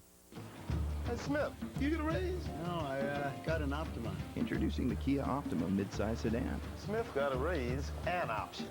With available V6. VP? 10-year, 100,000-mile warranty. Smith's taking over. Smith. And a starting price under $16,000. Watch your back, Smith. Smith Worldwide. It'll just look like you got a raise. The Kia Optima. Right now, get 0% financing or up to $2,000 cash back. Right now at TGI Fridays, 2 can share an appetizer and pick 2 of Friday's favorite entrees from our special menu for just $19.99. It's one delicious deal. The AFL on NBC is brought to you by Kia and the all-new Sorento SUV. Kia, make every mile count. By ADT, America's residential and commercial security leader. Call 1-800-ADT-ASAP. And by the United States Marine Corps. The change is forever. They made a change in New York in the coaching staff this week. And Todd Shell trying to fire up his team, who now within 9 here in the 3rd quarter. More now. Here where we get them. All right, let's keep after them. Keep the pressure on them. Keep going. You DBs, we got to lock up and get on them, make some plays now. Get bodies on them, make a tackle. Let's go. ABO, baby. ABO. You've said, Ray, you see a difference in their defense already. Again, they didn't stop many stops, but it's a more aggressive defense. The intensity level is picked up. Mcgriff finds a huge hole and gets right by Stucker. Here goes Mcgriff. It's a foot race. Dives into the end zone. Touchdown. The rookie Travis Mcgriff with his first career kickoff return for a TD. This has been a problem for the Dragons all year long. The special teams has let them down. They gave up 2 touchdown returns to Grand Rapids 2 weeks ago, and now they give up another one right here. And this is just good blocking, because you're going to see white on black across the board where everybody's blocking their man. You got them blocked up all across the board. Look at that. Everybody has color. And when you have that, now your return man has to beat the kicker, and usually that return man will win that deal. Corey Blackwell coming close, but Mcgriff a terrific run. Brian Schmitz knocks it through. We talked to Maynard yesterday about Mcgriff, his rookie wide receiver. He said, Travis is the truth. Well, that was awful truthful right there. A big play for the Orlando Predators. Everything going their way. Trying to stay as the only undefeated team in the AFL. Mcgriff gives them a 44-28 lead here on the road. Hey, Smith, you get a raise? No, I got an Optima. Introducing the Kia Optima midsize sedan. Smith got a raise and option. With available V6. VP? 10-year, 100,000-mile warranty. Smith's taking over. Smith. And a starting price under $16,000. Watch your back, Smith. Smith Worldwide. It'll just look like you got a raise. The Kia Optima. Right now, get 0% financing or up to $2,000 cash back. I'm at a real estate seminar at this delightful Days Inn hotel. Fresh paint, new carpeting, sunny breakfast nook, and a paper. All this, and you won't believe the asking price. Days Inn. There you go. From the director of Training Day, Tears of the Sun is the best military thriller since Black Hawk Down. Everybody down! This is one film you can't afford to miss. Bruce Willis, Tears of the Sun. Rated R. Opens everywhere Friday.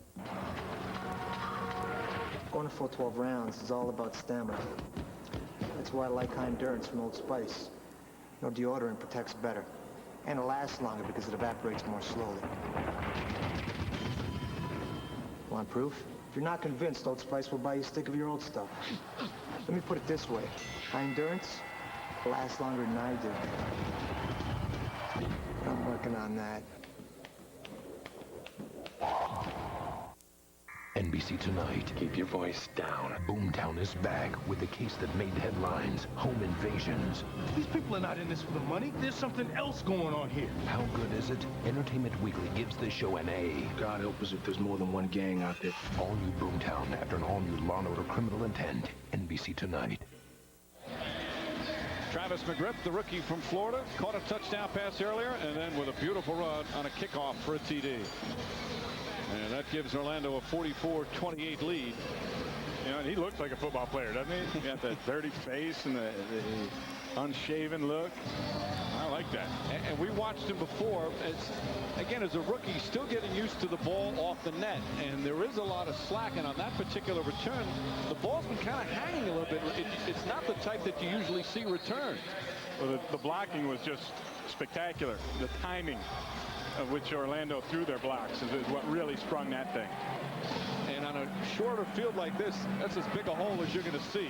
Ryan Schmitz will kick off to Pappen. Gets caught a little bit in the net. Pappen's going to try and bring it out. And tripped up. Nice play from Rashad Floyd to trip him up, and they'll start at their own 4-yard line. Let's go back to that kickoff return, and we're going to pick it up here right where all the blocks are being made. Look at this. Everybody's blocked. Man on man everywhere. The only guy that's not blocked is the kicker back here, and that's who Mcgriff has to beat. And when you got that much space to work on a kicker in open field, boy, you better win that one, or you're going to hear a lot of razzing come Monday when you watch the film with your teammates.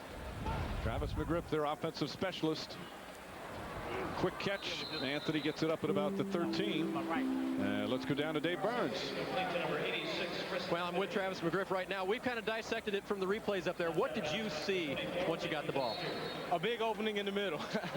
You know, in this game, the first thing you got to do is secure the ball off the net. So, you know, that's the first thing that goes through your mind. And then once you get it off the net, we had on the middle return and just tried to hit it. Guys did a great job of blocking, and it was kind of funny because as we broke the huddle before the play, Big Ernest looked at me and he said, "Are you going to take this back?" Just kind of looked at him and said, "Yeah, we'll do it." So it's kind of funny. All right, guys, and imagine that he's still learning this game. Can you believe it? You talked to Connell Maynard, and he was saying, yeah, he's inexperienced. He's still figuring it out, but said he was struggling on the net a little bit. Well, those struggles are over now. Comes from a family of football players. His dad was an All-American at Florida. His grandfather was actually a track star at Florida as well. It's a 3-generation deal down there. And he's off to a superb start in his arena football career. 3rd and 1. Garcia. Oh, he's hit hard. Incomplete. Anthony, the intended receiver, Reggie Doster, with an excellent defensive play, but Garcia really took a shot as he released the football. So 4th down coming up. The Dragons changed their blocking scheme on this one, and what happens is the MAC linebacker, it gets to leave the box right away because the quarterback rolls out and leaves the box right away, and that just freed Pettyjohn up to take a full 10-yard run right at Aaron Garcia. So 4th and 1. They're obviously going for it. Would be a 52-yard field goal, but 4th and 1. I mean, they should have no problem getting a first down on this. He said hesitantly, and looked like a lot of contact there with Doster, but no flag on the play. Anthony, the intended receiver, and they turn the ball over on downs as New York's struggles continue. Well, Doster won that one at the line of scrimmage when he came up and challenged Chris Anthony, and Anthony couldn't get away. He did get a little separation, but Garcia ran out of time. And we're going to have a timeout. Here's the pass rush on that last one. Just a 3-man rush, but it's Sweeney who gets the push, just a bull rush over Miles, and puts the big hit on Garcia to cause the errant toss. And Orlando will try and take advantage. New York still looking for their first one of the season in a 16-point haul.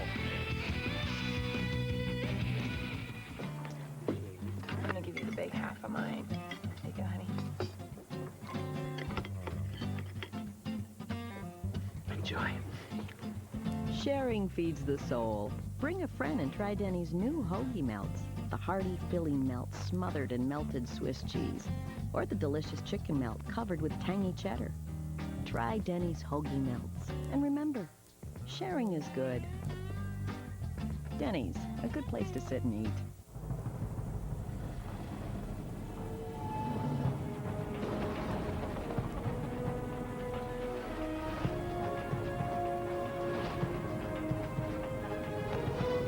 The passage is intense, but if you complete the journey, you will find your destiny among the world's greatest warriors.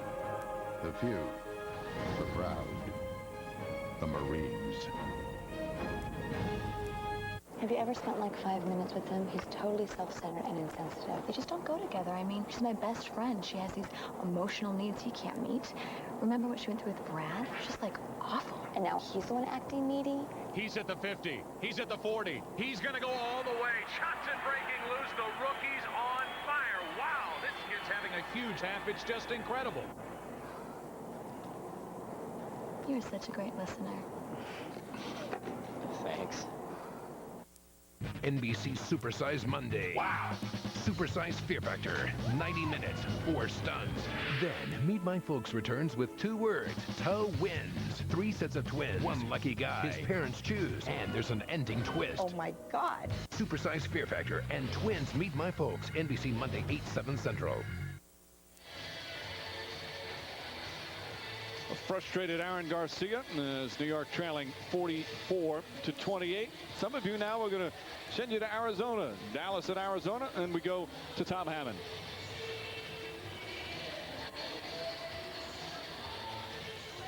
Garcia was talking to Coach Larry Kuharich during the break there, and he said, you know what, just let me have it right now, meaning he wants to call the plays. I think he's struggling a little bit to get used to having a different guy in his ear during the course of the game. Now, I asked you, or I made a statement, 4th and 1, they should be able to get it. And you think in this game, especially with the way they move the football, why isn't 4th and 1 easy? But it's not always easy. It's not. Defenses will gamble on a 4th and 1. That's a chance for a stop. They'll come up and take a chance and try to press that receiver in the motion, which they did. Hamilton. And Hamilton run into the boards. So Orlando has been able to take advantage of most of the Dragons' mistakes or stops, as you see by the 44-28 score. Rick Hamilton getting some extra work. Again, Rick Wood, their starting fullback, out with that ankle injury. Duke Pettyjohn started, but Hamilton getting a lot of action as well. And Orlando right now is going to try and slow the game down to speed the clock up, which means they're going to go with shorter passes. They're going to mix in the runs and just try and eat up as much clock as possible so they keep their lead and they keep the ball out of New York's hands. 2nd and 7. Maynard complete to Mcgriff, and Mcgriff in for the touchdown. Travis Mcgriff again, but just as we say that, a late penalty marker comes in. Orlando pointing to New York. Let's hear from Wes Fritz.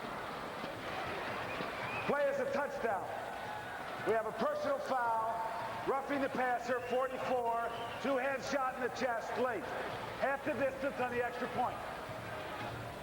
So Todd Shell with a look of concern as Maynard throws his 6th touchdown pass of the afternoon. Well, this is the second assist that Corey Fleming has given Travis Mcgriff. Now, Mcgriff's open right here, but watch the block at the end right there. Corey Fleming gets his man out of the way and allows Mcgriff to sneak into the corner of that end zone. That's why Fleming considered one of the best all-around players. And they fake it and go in, and Maynard gets in for the 2-point conversion. Got it good all the time, got it good. Help Maynard. That I love you. He is full of excitement and chatter. Quite frankly, he never shuts up. Well, I can't think of a mathematical reason why Orlando would do this. This could be considered by New York as rubbing it in. You think so? Yeah, I do. I really do. This early, we're only in the 3rd quarter. Yeah, there's no reason to go for 2 when you're up 50-28, and you know, it might be a situation where it's an automatic built into their system, where if they got something like that that's open to them, they'll automatically do. But to me, that's rubbing it in a little bit. Well, Orlando right now leading by 24. 3:28 remaining 3rd quarter. We'll see how New York responds when we return.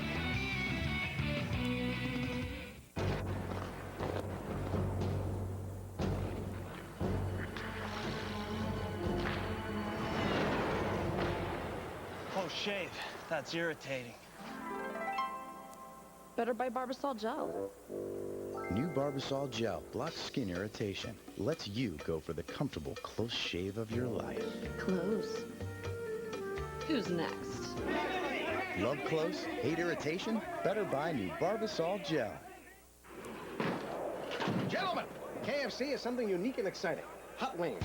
Hot and crispy outside, tender inside. Hot wings only from KFC. Get 8 for only $2.99 or 20 for just $7.49. I smell hot wings. Redneck. Navy. Accelerate your life. Call 1-800-USA-NAVY. On Sunday's #1 drama, Law & Order: Criminal Intent. 15 years ago, he murdered a girl in Central Park. Now he's free. A yuppie killer. And the murders are starting again. But this time, it's all caught on tape.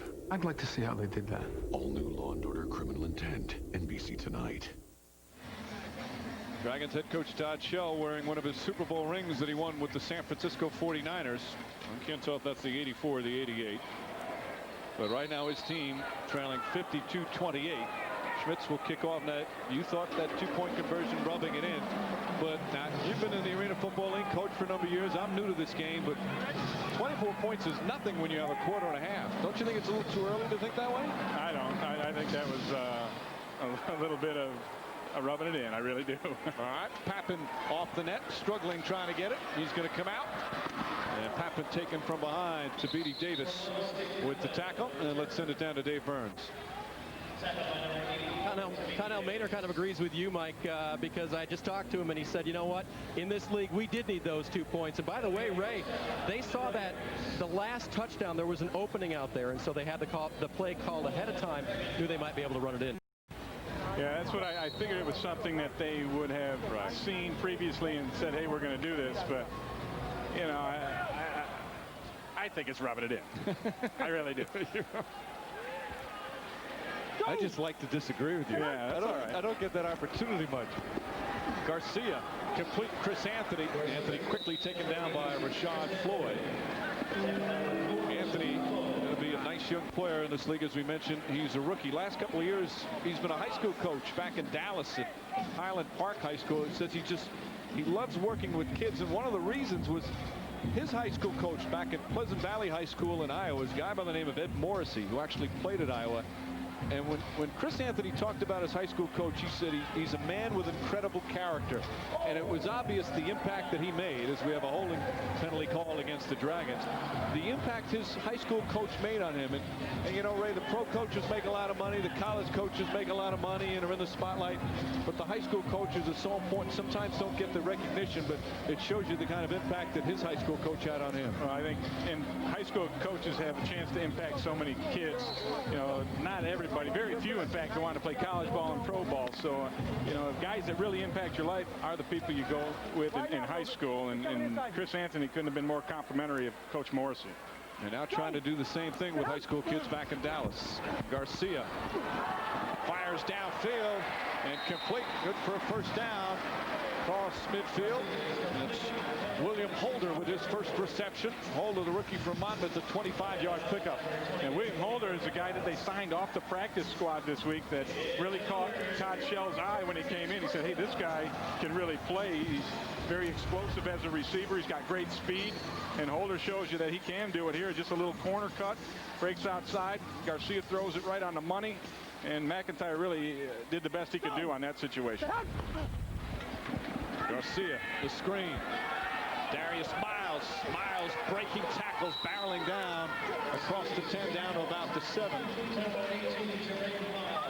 Jermaine Miles, excuse me, that's a 15-yard pickup. Miles caught a pass earlier as well, a touchdown pass. He ran for miles after that one. That's another thing that the Dragons haven't done nearly enough of this season, is use those big guys as receivers, mix that thing up, and really try to slow down the pass rush. They have done that this afternoon. Jermaine Miles grew up in Brooklyn, went to Canarsie High School, so he's in his hometown, and there's a touchdown catch. Penalty marker on the play. William Holder calls it in. I think you got Holder and holding on this play. And it's coming back.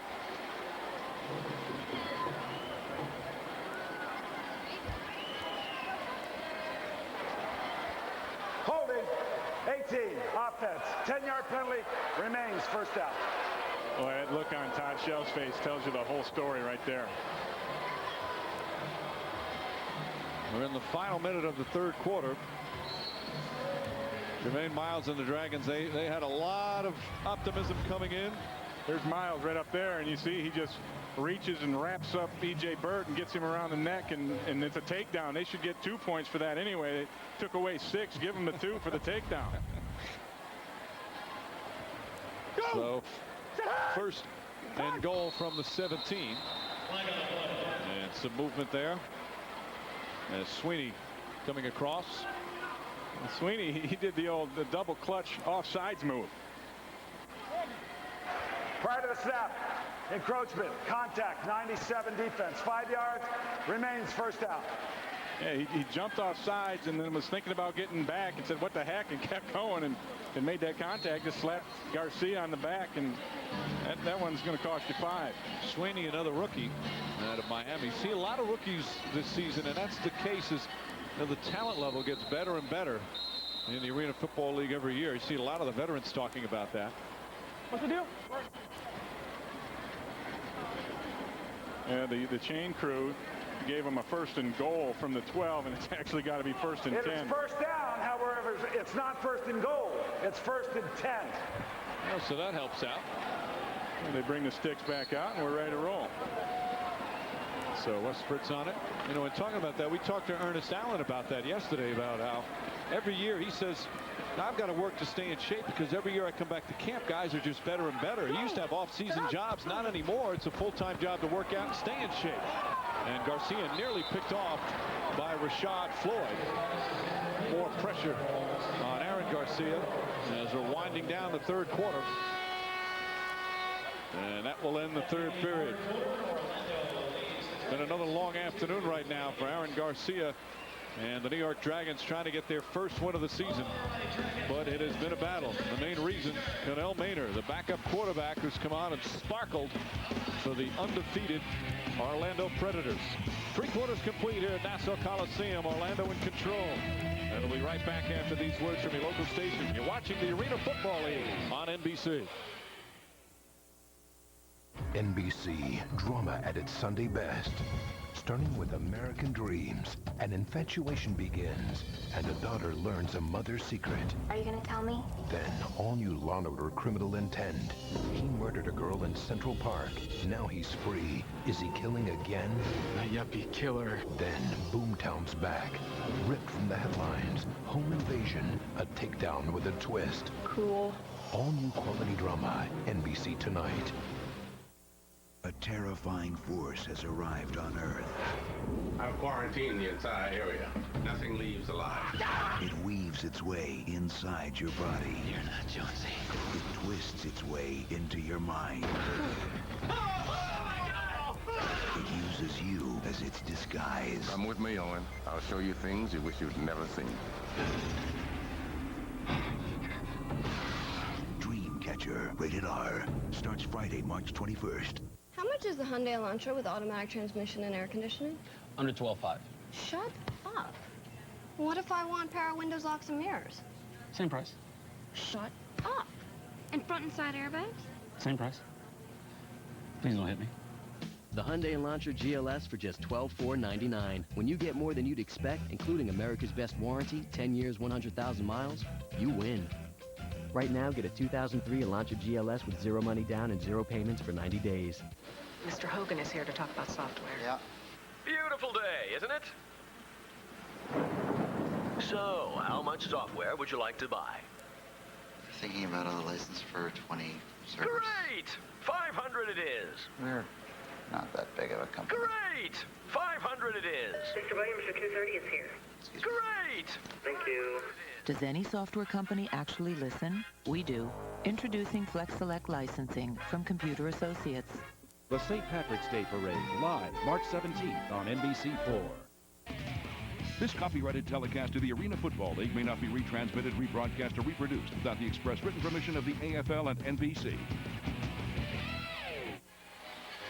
Todd Shell in his first game as head coach of the Dragons after they fired the staff sees his team down 52-28. We talked to the players. They said the biggest change, the intensity. Well, he showed a little intensity during this last break. No, I don't want anybody quitting. You keep playing hard. All right, we'll finish this damn thing, and we'll build on that. We'll finish this. You don't know what's going to happen. Ball bounced the right way. Go! We said we needed the turnovers. You keep playing hard. You know, Ray, you were telling me that when you took over in Buffalo, you kind of had the same situation in your first game. Yeah, we were getting blown out by the Firebirds, who were in Albany at the time, and I gave the same speech going into the fourth quarter where we're not going to quit. And that's so important for the Dragons right now. Well, they're not quitting there. Furry with the touchdown on a nice feed from Garcia. Perfect pass, and the Dragons come back and score. I'll tell you, Coach Shell is going to watch this fourth quarter closer than anything else to see if he does have anybody who quit, and those will be the first guys to go. He'll be watching body language as much as anything in terms of how guys, with their intensity now. Intensity and hustling and finishing downs, that's the thing that you're looking for from your team right now. That'll give you something, like you said, to build on. If you don't have that, you've got nothing to build on. You've got to scrap it and bring in new people. Furry, by the way, with his 4th touchdown catch of the game. And not surprisingly, they go for the 2-point conversion. Garcia. He got it. Nice catch from Furry. Garcia could have run it in again. Made things difficult, but when you get a guy like Furry, that's a tough catch. There ain't no quitting that dog. I'll tell you that right now. Furry, he's a warrior. And he fought to get open on that one. Kenny McIntyre, they call him the glove. The glove was all over Furry, and he still got away and made the play. And that's got to make Shell pretty happy the way the team responds to that little pep talk there. Well, it is something to build on, and I like this New York Dragon team from the guys that we talked to. I don't think they're quitters. I really don't. I think you're going to see them fight to the end. Certainly Mike Furry and Aaron Garcia will. That was the touchdown, a slant route, and now the 2-point play. Garcia buys the time for Furry to get away from the glove, and he goes up and makes a strong catch at the back of the end zone. Furry having a great day in 4 touchdown catches. That's 15 for the season. Plus he adds the 2-point conversion. He's building on what was a terrific rookie season and becoming one of the best receivers in These two guys, Furry and Garcia, boy, they are on the same page. 6 receptions overall. You can see Garcia a couple of times. We saw him earlier. He's frustrated. He's so talented, does not like the losing. No, you see the 5 touchdowns. That's below his average. He still has some time to play, but he knew coming in that it was going to be a situation where the change in the calling, they're running more screens and things like that. He wouldn't be able to just light it up like he had in the past.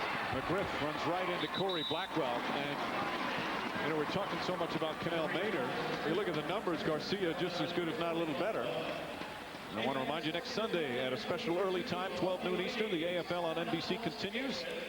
Don't miss the Battle of East meets West as Tony Graziani leads LA, one of the top scoring offenses in the AFL, and right here at Nassau Coliseum against Garcia and the Dragons. Others will see Grand Rapids versus Georgia. Check your local listings for the game in your area. Now, you can lose your first 4 and even 5 games and still make the playoffs as Maynor going downfield for Tapiti Davis. And there's a penalty marker. Blackwell, absolutely. No question there. Again, a situation where if Blackwell gets his eyes back, he might have a chance to make a play on the ball. Corey Blackwell, the rookie from UMass, another local guy. Grew up in Jamaica, Queens, not far from here. Stevenson High School in Queens. Played at Nassau Community College first couple of years, which is right across the street. Number 3 on the defense. 10-yard penalty, automatic first down. You know, Corey Blackwell, when we talked to him, he was such an engaging, entertaining fella. And he told us a story about growing up. He actually wrote on his wall in his room when he lived in Queens, his bedroom wall, "I'm going to play in the NFL." In fact, he invited us to come over and see it. He says it's still there. Great young man. He did make the NFL. Yes, he did. Played with the Giants a couple of years with the Browns. Now enjoying arena football. Maynor, and that's deflected. Anthony Hutch got a piece of that one. Let's go down to Dave Burns. And Mike, of course, Corey being a local boy, he's got about 60 of his friends and family here, aunts, uncles, mom, dad, his wife, Sanja, and their 2 children. And he told me, you know what, they only gave me 60 tickets, but I could use about 200. He also said that the lights have been turned on for him by Todd Shell, who's a defensive-minded coach in this league. He goes, I have the talent, but I'm still learning the know-how. It's a big adjustment, especially for defensive specialists, to go from stadium football to arena football. 2nd and 10. Penalty marker, incomplete pass intended for Corey Fleming. What a flag on the play. Go back to the Corey Blackwell story. You know, one of the things he said was that playing man-to-man in the outdoor game's a little different. You just cover your man. Offside, 82 defense, 5-yard penalty, automatic first down. And you cover your man, you got your job done. But in arena football, because you don't have an extra defensive back there, you got to work with everybody. You got to cover your man, but also help, if possible, for the other guy covering their man. It's so difficult for the man in the middle to cover that high motion guy who's coming at you full speed that the corners oftentimes will slough off or back off a little bit and help take away a post or a corner. Costly penalty, giving a first down. Maynor under some pressure, goes for the end zone. Mcgriff, oh, Mcgriff, a great catch. And another touchdown for Travis Mcgriff. He's returned 1 on a kickoff and has now caught 3. So 4 TDs today for Travis Mcgriff. And Connell Maynard's a little excited about it. He should be, because that was a sweetheart of a throw. Didn't Maynard say to us he's still learning the game? Well, if he is, he's in the advanced courses. Why they keep moving it? Travis is the truth. That's what Cannell Maynard said about the rookie from Florida. He wasn't lying. That's too. Oh, I'm setting you up. It's too easy. Yeah, I love you. Hey! Schmitz hits it. Keep him coming. I love you too, Ray. Thank you. And Orlando loving what's going on. Penalty marker on the play after the extra point. Wes Fritz has been a busy man.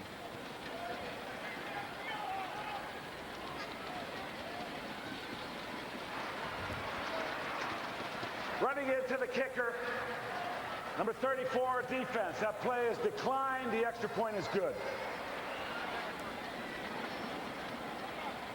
It's now 59-36. Connell Maynard throwing his 7th touchdown pass. And this one is his best throw of the day, in my opinion. He puts it where only Mcgriff can get it. Watch Furry. He's going to come underneath here. He thinks he's going to make a play, but the throw is just too good. The veteran Maynard, the backup quarterback. Pretty good backup.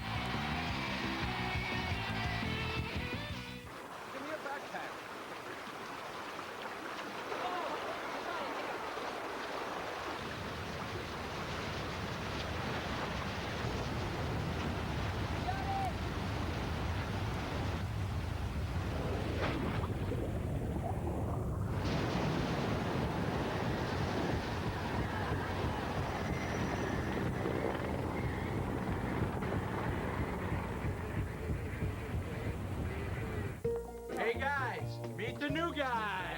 Hi, I'm Bob Holtkamp. Hey, help yourself to some snacks. Speaking of which, you know what would taste good about now? Yeah, a big, hot and juicy cheeseburger. With everything. I can almost taste it. Telling me, if there are places to get a hamburger that good this late, I'd not only drive, I'd buy. Really? Wendy's classic hamburgers are made fresh, so they're always hot and juicy, so you can eat great even late. You must be the new guy. Yeah, thanks. Wendy's, it's better here. Oh man, the trip was beyond expectations. Corey wore that marker on his face for a good 4 hours, I think. We had to stop like 9 or 10 times, just for Matt. We got up there, it snow dumped on us, fresh powder, so we built this jump, built a nice lip on it for Sam to go off. He didn't know that we built the lip. The girls at the hot tub were awesome, but for some reason, we didn't have much success. I don't know, maybe we'll have better luck next year. The new Honda Element. Go with it. The AFL on NBC is brought to you by United States Air Force. Cross into the blue. By Wendy's Classic Hamburgers. It's better here. And by Charles Schwab. Join the movement of investors getting a fresh start at Charles Schwab. Call 1-800-4-SCHWAB. 11:08 remaining. Fourth quarter in New York at Nassau Coliseum. And the Orlando Predators trying to go to 5-0 on the season with a comfortable 59-36 lead. Steve Pappen, number 1 back to receive for the Dragons. Orlando not missing a beat in their first full game without Jay Gruden, their starting quarterback. Pappen has a big hole. Slowed down and then finally taken down. A good hit from there from Rob Davis, but that's not the only hit we've seen. There have been some pretty impressive hits here this afternoon. Oh, we've seen some total smobber knockers. Get a listen to these.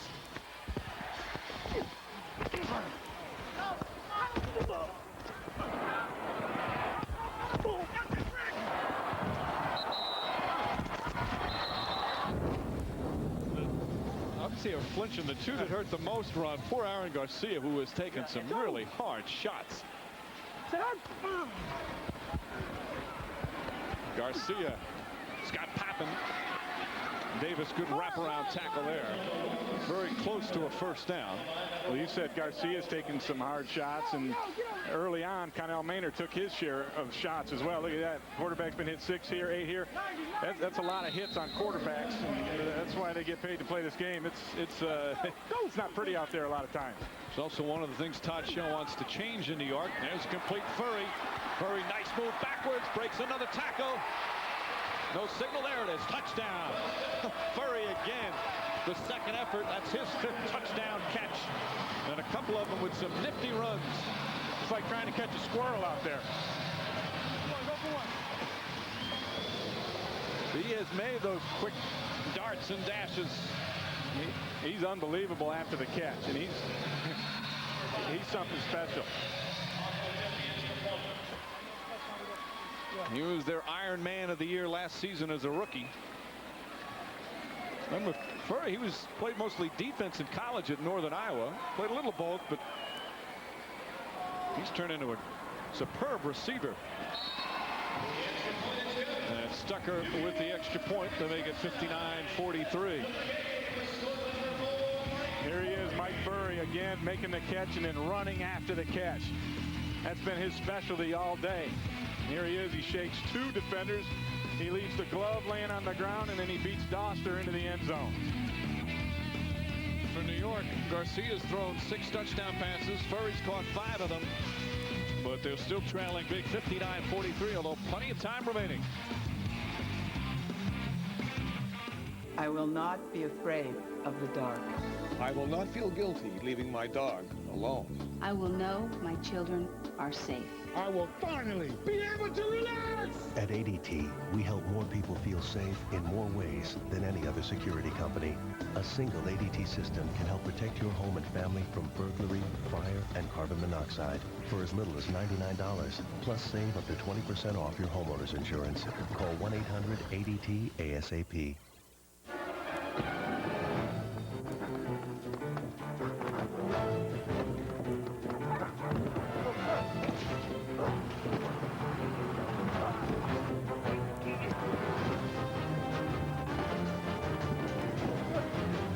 Just your brokerage statement, Al. Avoiding your portfolio won't make it any better. We've extended the Fresh Start offer to help more investors get back on track. Call 1-800-4-SCHWAB or visit a Schwab Investor Center by March 31st. Gentlemen, KFC is something unique and exciting. Hot wings. Hot and crispy outside, tender inside. Hot wings only from KFC. Get 8 for only $2.99 or 20 for just $7.49. I smell hot wings. This is a football. This is Arena Football. The Arena Football League. Players battle both ways, offense and defense. And the walls, the walls. With fans so close, it hurts. And scoring so high, you just might need oxygen. The Arena Football League. For tickets to the AFL team near you, call 1-866-AFL-TIXS today. Football's in the house. Of the Dragons hoping for a miracle finish. It's been an uphill battle, and right now down 59-43. Kenny Stucker to kick off for Todd Shell. Do they try the onside? I think you kick it deep here. You know, there's 9 minutes, 8 seconds left. You're 2 possessions down. I don't think you have to onside. Yet, anyway. Back to receive is Mcgriff, who's already returned one for a touchdown, in addition to catching 3. And they'll bring that out to the 5. Mcgriff has had quite a day here at Nassau Coliseum on Long Island, along with Ray Bentley and Dave Burns. Mike Breen on hand, our producer David Gibson, and director Jeff Simon, and our crew. Messy, rainy day outside in the New York metropolitan area. But the fans enjoying it here, although they see their Dragons down 59-43. Connell Maynard, the main reason for the Predators' success with his 7 touchdown passes. They're running out of time on that play clock. It's down under 5 seconds right now. They're going to have to hurry to get this off. Blue 88! Blue 88! Just get it off in time.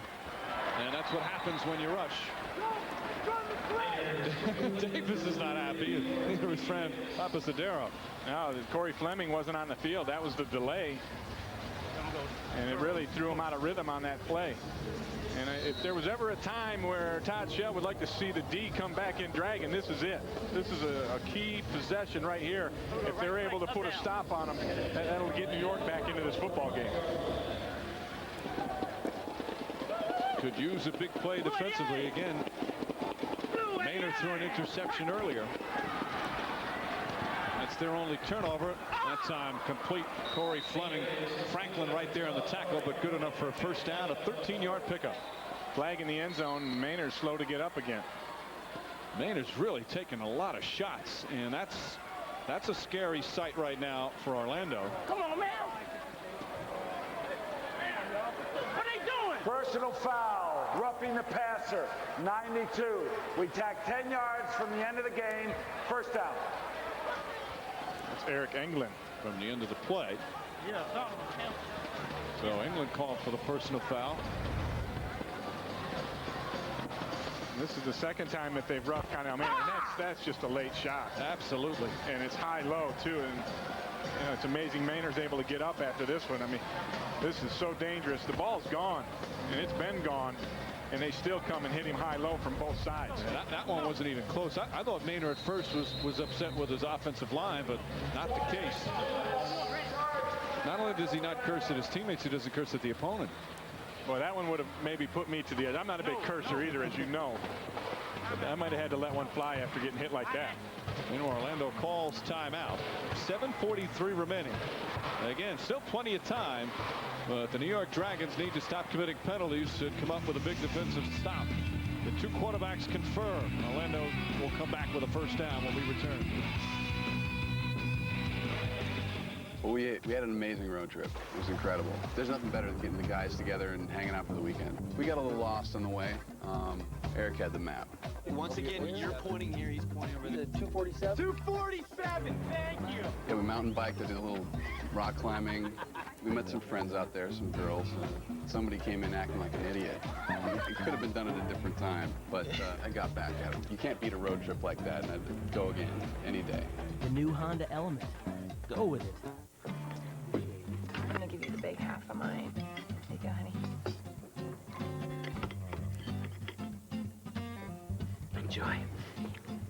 Sharing feeds the soul. Bring a friend and try Denny's new hoagie melts. The hearty Philly melt smothered in melted Swiss cheese. Or the delicious chicken melt covered with tangy cheddar.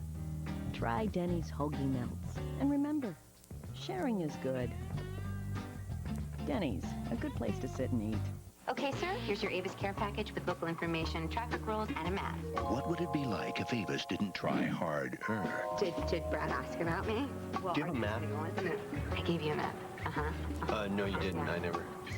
There's no way that I was going to return. I never got it. Yes. No. Yes. No. Yes. No. Yes. Can I have another map? No. Okay. If we didn't try harder, we wouldn't be Avis. The Avis Care Package. Thanks. Give us a call. The PGA Tour's Southern Swing on NBC is on its way. It all starts next weekend with the Ford Championship at Doral. Phil Mickelson leads a field that includes Davis Love III, Jack Nicklaus, David Duval, and more. Who will slay the famed Blue Monster? The Ford Championship at Doral. Coverage begins next Saturday at 3 Eastern on NBC. Defense has been the problem for the 0-4 New York Dragons this season, but defense will be the key if they have any hopes of coming back to winning this one. Lots of time left. They have not been able to stop that man, Connell Maynard, a 10-year Arena Football League veteran. The handoff, Rick Hamilton. And he barrels down to about the 13. Corey Blackwell makes the stop. Nice surprise play there. Well, it is a nice surprise play. It's just a dive play. And what happens is, watch England. He's going to get up the field so fast on his pass rush that the running back, Hamilton's going to be able to run right by him like two ships in the night. See that? They don't even block him. He blocks himself by taking that outside pass rush. A simple dive play where that lineman will set up and then go down and block the linebacker. And it was a great time to make that call for Orlando. And you see Hamilton has had a lot of success running the football, a former Arena Bowl MVP, Arena Bowl 12, when he scored 3 touchdowns to get a ring. 2nd and 1. Maynard has to throw it away, and Maynard comes up hobbling again. I don't know if he stepped on Miller's foot afterwards. They tried to hit Matt Sweeney out there in the flats with the fake toss and then throw it back, a little trickery, but Eric England stayed home that time and took it away from him. You see a slight limp from Maynard, who has taken his share of shots. A 3rd and 1 coming up now. And a big defensive play right now for the Dragons.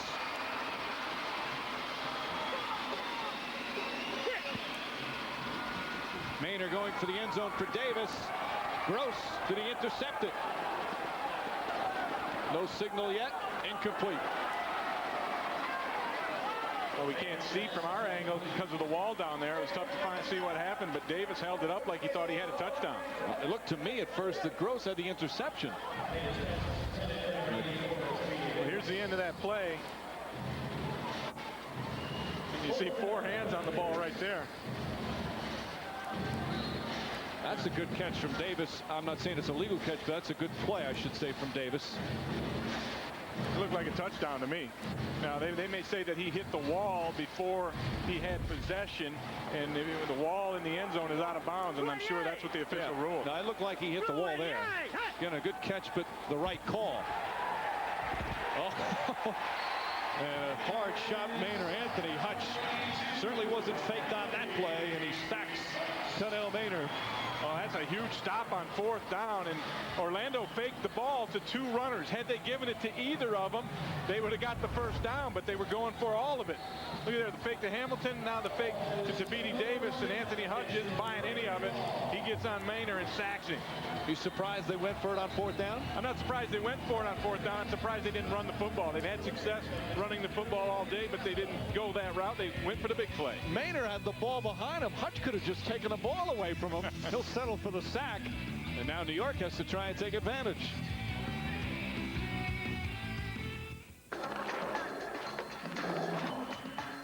I like to skate. I don't like to sweat. I use Red Zone because it's the strongest stuff you can get. It's made just for guys. It absorbs in and helps stop sweat, period. Try it. If you don't like it, Old Spice will buy you a stick of something else. Dude, think about it. Would they guarantee it if it didn't work? Red Zone from Old Spice. Owner of a Major League Baseball team. Big league income. Hey, kid. Off the field. The internship that could get you there. Priceless. Apply for an internship with the Cardinals or the Mets. Go to MasterCard.com. Right now at TGI Fridays, 2 can share an appetizer and pick 2 of Friday's favorite entrees from our special menu for just $19.99. It's one delicious deal. The first major advance for the fastest treatment of athlete's foot is Lamisil AT. Lamisil AT is the first non-prescription medicine proven to kill the fungus with just 1 week's use. Not even a prescription can beat that. Lotrimin AF and Tinactin still expect you to treat for 4 weeks. Who's going to do that? When your feet itch and burn, using Lamisil AT 1 week keeps you athlete's foot free 3 months. Lamisil AT. There's no better way to cure athlete's foot. Tony Graziani. This LA lefty's been lighting it up for one of the AFL's top offenses. Now he brings his Hollywood air show to the Big Apple for a matchup with the league's top-rated passer, Aaron Garcia, for regional action. The AFL on NBC next Sunday at the special early time of noon Eastern, or San Jose, Chicago at 3 Pacific. Here's another look at that fumble by Connell, or actually it wasn't a fumble, it should have been a fumble. It's the sack. Watch Connell Maynor. He gives the fake there, puts the ball right behind his back and into the stomach of Anthony Hutch, and Hutch doesn't feel it. He could have just taken the football. He could have taken the handoff and gone the other way, and I can't believe Connell Maynor was able to hold on to that thing. And I can't believe Hutch didn't feel the football in his gut. Again, a great sack. He doesn't have a lot of feeling in that region. Garcia completes a Pappen. Pappen, nice run after the catch. Tripped up by Ernest Allen. Ernest Allen with a nice play. Allen, a delightful guy to talk to, who is the guy that enjoys being in the Arena Football year now in his 8th year in the league. He's just loving life. He says, I'm playing football for a living. Garcia, oh, he's hit hard. Is he out of bounds? Touchdown! Damian Gross makes the catch. That was very close. The official right there on the play. And just like that, the Dragons respond. Well, that's a choice route by Damian Gross. He can go to the post or the corner. He went to the corner, and the reason Garcia gets hit on these things so often is he's got to wait and read that receiver. And he's willing to wait, hold on to that football, and throw it and take shots like these, the one you're going to see. Kerry Taylor shaking up on the play. He's reading, he's waiting, and then after the throw, he gets buried by Hamilton. Rick Hamilton's had a number of hard hits. And that might have been a gift there. Can't see on that angle. Gross made a nice catch trying to tiptoe. Very close to going out of bounds. And now New York have to get ready to go for 2. Yeah, so all he needs is 1 foot inbounds to catch them. Right. 1 foot is all you need. Meanwhile, Kerry Taylor being attended to down on the field. He was shaken up. We showed you all the hits earlier. Taylor in a lot of pain.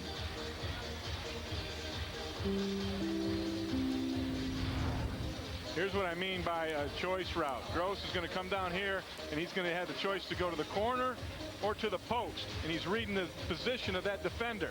And you see how the defender, Mcintyre, is shaded inside a little bit. So he's going to run away from that coverage into the corner of the end zone, and you see the catch, and it's really hard to tell if he's on the line back there. That was one of those close enough calls. Again, just 1 foot inbounds is all you need. The official was right there, had the best look of anyone on a bang-bang play. Those are so tough to call.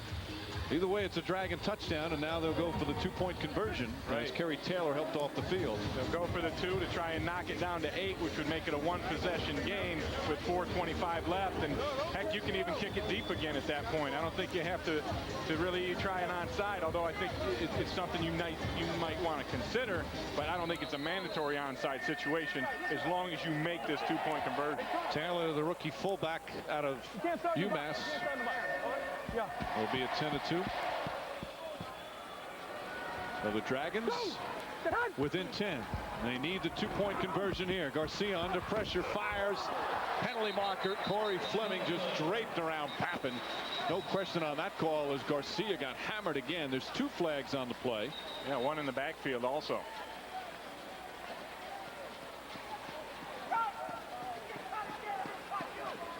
Garcia was hit after he threw the football.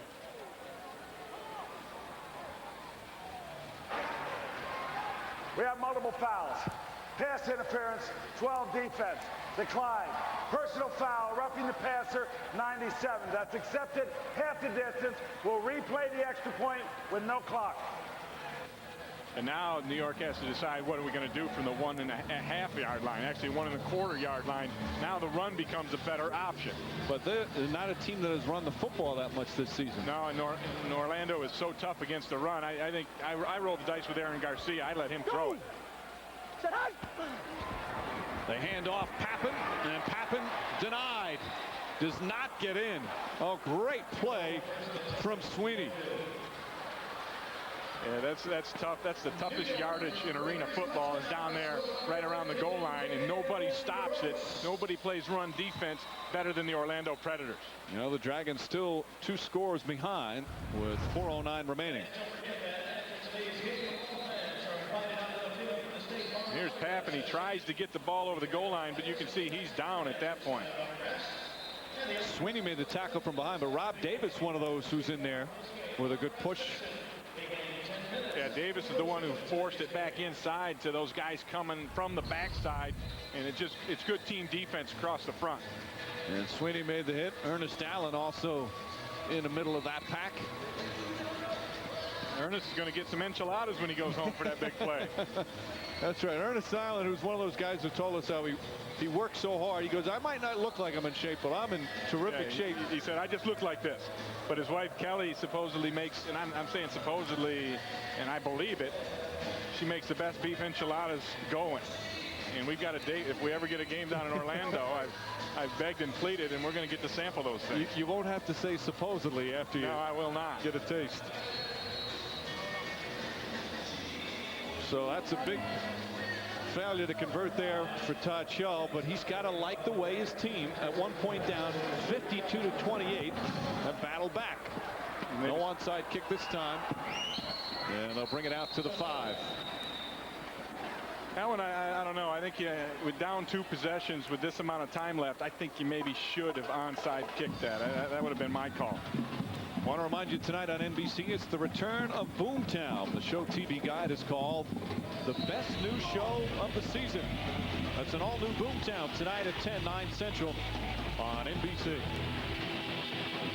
Clock moves again until the final minute. I was going to say it's been Boomtown here today with all the big hits we've seen. I say it every week. It's the defense that always surprises me in this league. They're going to go for the touchdown. Rashad Floyd catching it in stride. And they blow it dead at the 5 where he's pushed out and stepped out of bounds. Again, you can hit the board and you're still in bounds, but there is a sideline down there, and apparently he touched the sideline. That's a surprise play right there. Yeah, I'm not surprised by it because this is what Orlando likes to do in this situation. Just go for it all, throw it deep. Maynard throws a wonderful deep ball. He lays this one right into the heart, and you see there, that's where he stepped out of bounds. Actually stepped out first on the 9. Got away with that one. Blackwell right there, but not before the big pickup. But I want to go back to I think New York should have tried the onside kick. Maynard to Hamilton. Hamilton hit, flag on the play. Donvitas Franklin slowed him down originally, but a penalty marker. I think big Fred Ray got his hands a little busy on that toss and might be called for holding here. What New York needs to do is, Wes Fritz says, yes, it is holding. They just need to make sure a touchdown isn't scored. Whether Orlando kicks a field goal or not, they still need 2 scores. Holding, 95 offense, decline, play stand, second down. I apologize to Fred Ray. It was actually Ernest Allen that got caught holding. On behalf of Fred and his entire family, we accept your apology. Thank you. I feel much better now. But you're exactly right, Mike. They got to hold them to a field goal here to really have a chance. That's why they declined that penalty, because the down's more important than the yardage. 2nd and goal. Going for Fleming. Damian Gross makes a nice play to break it up. That's the play they like with Fleming with his size. Just throw it up to the big fella, as they always say. And Gross has been burned on that a couple of times, not this time. The thing he does well in this one is he keeps very close proximity to Corey Fleming. Then he can make a play. He gets his eyes inside, but look at how close he is to Fleming. He even reaches out and touches him a little bit, but he's right on him so that he can go up and play the ball as well. Damian Gross, 3rd-year player out of Iowa State. Hasn't played a lot in his first couple of years. Well, it makes a big play defensively there, and the Dragons call timeout with 2:07 remaining. Again, the timings change in the final minute of each half. Yeah, and I like this timeout call by Coach Shell. I think this was a good move right here, because now you're looking at 3rd and goal from here. You get to talk to your defense about it, because this is a huge play for you, and also you stop the clock and save as much time as possible. All right, I'm getting ahead one play, but if they don't get the first down here and it's 4th and goal, Orlando should just go for the touchdown anyway. It's a 2-score. Right. Field goal's not going to really help them in terms of what it would make New York have to do. So 3rd and goal, big defensive play for the Dragons. Maynard with a little pump fake going for Fleming's got it. Touchdown. Corey Fleming reaches up high as Cannell Maynard throws his 8th touchdown pass of the afternoon. Corey Fleming runs a wonderful route. He plays possum on this one. He goes out slow initially on his route. Watch him. He's just going to go out slow like he's trying to pick somebody, and then bam, hit the gas and run past him after you lull him to sleep. That's a great job by Corey Fleming. Fleming with his 3rd touchdown catch, former star of Tennessee, now an insurance salesman in the offseason in Tennessee. Well, he's not ready to do that full time just yet. Playing some great football here in the AFL. Schmidt's on for the extra point, and that's a big score with 1:22 remaining. Now back up to 17. Corey Fleming's over there laughing about it, and he has every right to, because he really pulled a fast one on the Dragons. And they've run this play, a similar version of it, where Fleming does come out and he kind of stays in that limbo area just a few yards past the line of scrimmage to create a pick as other receivers crisscross around him. And they've showed that already on film. This time he gave him that look and then hit the gas pedal and ran right past him. So now the Dragons need 3 scores as Cannell Maynard has done it, making the big plays. And this is, as we said at the top, although I was a little surprised when we talked to Orlando. Maybe I shouldn't say surprised, but how calm they were about Jay Gruden going down. I mean, here's a guy that first 4 games, 20 touchdown passes, no interceptions. But because they have Cannell Maynard, they felt no panic whatsoever that Gruden's going to be out anywhere from 4 to 6 weeks. They were calm. Ernest Allen wasn't necessarily calm. He was mad that people didn't think they were, people in particular, Michael Urban in the studio show last week said this Orlando team is in trouble without Jay Gruden. Well, Ernest Allen said, no way, we're in great hands. They all have great belief in Cannell Maynard, and you can see why after his performance today. And having Gruden, the former coach, on the plays, Fran Papasadero says, hey, you can see the field better from an offensive standpoint when you stand on the sidelines. You can pick apart things, and nobody would be better for Maynard than having Gruden there on the sidelines calling the plays. Right. He mentioned that Gruden wouldn't be running from his life, or for his life, I should say. So a pretty good birthday for Fran Papasadero, 34 years old today, and his team on the verge of going 5-0. The guy that's got a great sense of humor, Papasadero. Part of why the team just has some good chemistry and camaraderie. They work hard, but they enjoy each other's company.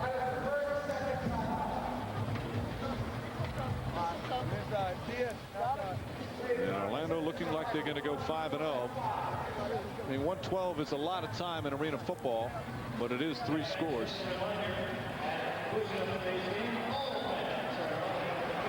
Now, New York still has 2 timeouts, plus actually they just took one. They just okay. The time it's actually wrong on there. It's not 11:50. It's a minute 12 is what was left. Actually, they put a minute 15 on the clock now. But what happens is if you when the referee hands the kicker the football, the 25-second clock will start and the game clock will start unless you're under 1 minute. So New York used that timeout to save those 15 seconds prior to the 1-minute warning. Steve Pappen back to return. Dragons can use one, take it all the way back, and Pappen one of the best in the history of the league at that. Schmitz to kick off. Another tough bounce for Pappen. Pappen breaks through, gets across the 10 up to the 12. As Rob Davis with another good tackle on special teams. So the Dragons will take over, trailing by 17 with 1:05 remaining. I've seen some amazing comebacks and some amazing things happen in the Arena Football League. Believe it or not, 17 points in the last minute is not an insurmountable situation. And there's a 1-minute warning now. Dragons will take over at their own 12. They'll lead a miracle finish here, down by 17, but a full minute remaining. That's a long time in arena football. Back to Nassau Coliseum after this. Hey guys, meet the new guy. Hi, I'm Bob Holtkamp. Hey, help yourself to some snacks. Speaking of which, you know what would taste good about now? Yeah, a big, hot and juicy cheeseburger. With everything. I can almost taste it. Telling me, if there were a place to get a hamburger that good this late, I'd not only drive, I'd buy. Really? Wendy's classic hamburgers are made fresh, so they're always hot and juicy, so you can eat great even late. You must be the new guy. Yeah, thanks. Wendy's, it's better here. I was cooking dinner and I just fell asleep. I tried to get out, but I collapsed. I couldn't call for help, but ADT did. They saved my life. An ADT monitored fire detector not only sounds an alarm, it actually signals ADT, so we can call for help. Get ADT fire protection for just $199. Call 888-ADT-FIRE today. Arena Football League Commissioner David Baker on hand in New York today. Watching Orlando lead New York 66-49, 1st and 10 from their own 12. Garcia, quick throw, Furry. And again in the final minute, the clock stops, so 57 seconds. And want to have a chance to take a look at our ADT defensive play of the game. And Orlando had a lot of good defensive plays today. This one was early. The first turnover of the game. E.J. Burt with the hard hit. Aaron Garcia fumbled. Duke Pettijohn able to pick it up, and they scored right off that. The very next play. Meanwhile, Furry catches it at the 9. Breaks the tackle. Almost breaks another one. Rashad Lloyd just went over and said thanks to Rob Davis, who stopped the touchdown. Boy, Garcia and Furry, they've done everything they could to keep the New York Dragons in this game. And I don't like this timeout call by the Dragons. You know, the clock stops when you get a first down. So they would have had to wait for those the stick guys to get set up over there. They could get lined up and just throw it into the ground and stop the clock. That's a waste of a timeout, in my opinion. And now they're out of timeouts with 48.8 remaining. And they need to score quickly, then try the onside kick. They need 3 scores, down 17. Furry now with his 9th catch of the day for 130 yards. He's got 5 touchdown receptions. He's had a terrific afternoon. Garcia, pass interference. Rashad Floyd just threw Chris Anthony down on the ground. That's one of those ones where my guy's not going to score. I don't care what I have to do. If Floyd says this guy's not scoring on me, and he just tackled Anthony before the ball came. Quite honestly, that's not a bad play at this time, because it's more important with the time running down. You just don't want him to get a quick score.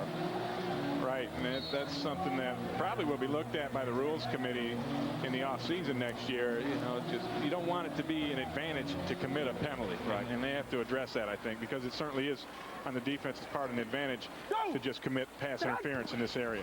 First and goal at the 3. They go for Anthony again, and there's the flag again. Anthony got bumped. Corey Fleming saw him going through, and he was going to have some open areas, so just kind of threw a shoulder at him. And Corey Fleming was out of the box, which is 5 yards deep, and with the ball at the 3. 12 defense, half the distance, automatic first down. At the 3, he could only be 2 yards deep in the end zone, but he also hit him while the ball's in the air, so it's kind of a take your pick, and Wes Fritz picked pass interference. So now we're down to 40 seconds remaining.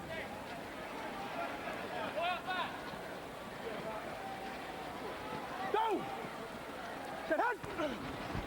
Garcia eyeing Furry. He's covered tightly. That's to throw it away. Excellent coverage from Kenny McIntyre. He was all over Furry. Furry thought a little bit too much. Well, they were battling in the back of the end zone. So second and goal. Again, New York out of timeouts. Dragons need to score right away. 34.4 remaining. Now, as we mentioned, 12 of the 16 teams in the Arena Football League make the playoffs. So even if the Dragons fall to 0-5, it's not out of the question they could still make the playoffs. Randy Filer gets in for the touchdown. So they go to the ground, and Filer, I don't know what Filer's doing. His team needs to score. That's ridiculous. Yeah, to me, that's embarrassment. Your team's getting swamped. You're 0-4. You're trying to come back, and you're getting involved in the dance. Yeah, I don't know what Filer's thinking. Meanwhile, the Dragons cut it to 11. No need for the 2-point conversion. They'll try and cut it to 10. Good release on that. Man, I had him. They'll Stucker on for the extra point. 30.2 seconds remain. And we can pretty much guarantee we're going to see an onside kick. Now you'll see the onside kick, which to me is a very exciting play. And it's the same rules that you're accustomed to in stadium football, as far as the ball must go 10 yards before it can be recovered unless it's touched prior to that by a member of the return team. Now, we saw Orlando successfully convert an onside kick earlier. Aaron Garcia wants a chance to get back onto the field once again. But pretty much if the onside kick doesn't work, this game would be over. Well, I tell you this, Todd Shell, when he pulled his team together there at the beginning of the fourth quarter and implored them not to quit, they certainly haven't. Nope. They've played very hard. They've actually closed the gap in the fourth quarter, and they finished this game strong. And that's something that you can build on. And you had a team, when you were in Buffalo, started off poorly and still made the playoffs. Right. We were actually, it was the same situation as Coach Shell is in the year 2000. I took over Buffalo week 5. It was an 0-4 football team. We lost our first 4 games. We were 0-8. We won 5 in a row at the end of the year and made the playoffs with a 5-9 record. Now that's some coaching right there, if I do say so myself. Here, let me help you. Pat you on the back. Here's the onside kick. And caught nicely from McIntyre. And McIntyre able to get in, but he touched the board. The official's looking, no signal yet. Yes, touchdown. And that's it. Game over. Kenny McIntyre with a nice play. But there is a penalty marker now back at the 20. Wes Fritz nonchalantly walking down the field just tossed his flag.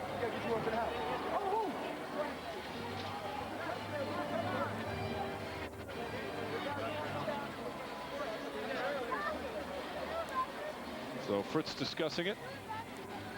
Touchdown on the play. We have an unsportsmanlike act for throwing the ball into the board. The extra point will be from the 12 and a half.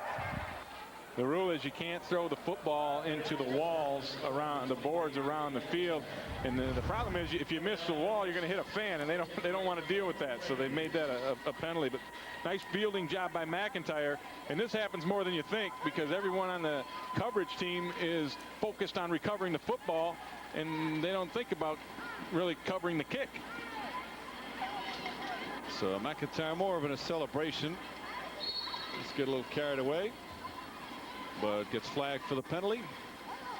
72-56, and the Orlando Predators will go to 5-0 on the season, and the Dragons will fall to 0-5.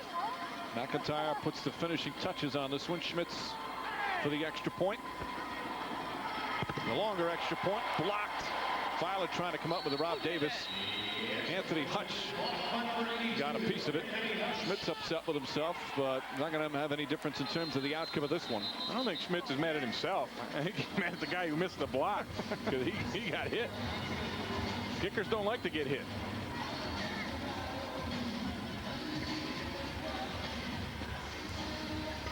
So Schmitz has had a solid day, and good young kicker, just in his 3rd year in the league. First year with Orlando, first couple of years with Carolina. He was a great punter in college for North Carolina,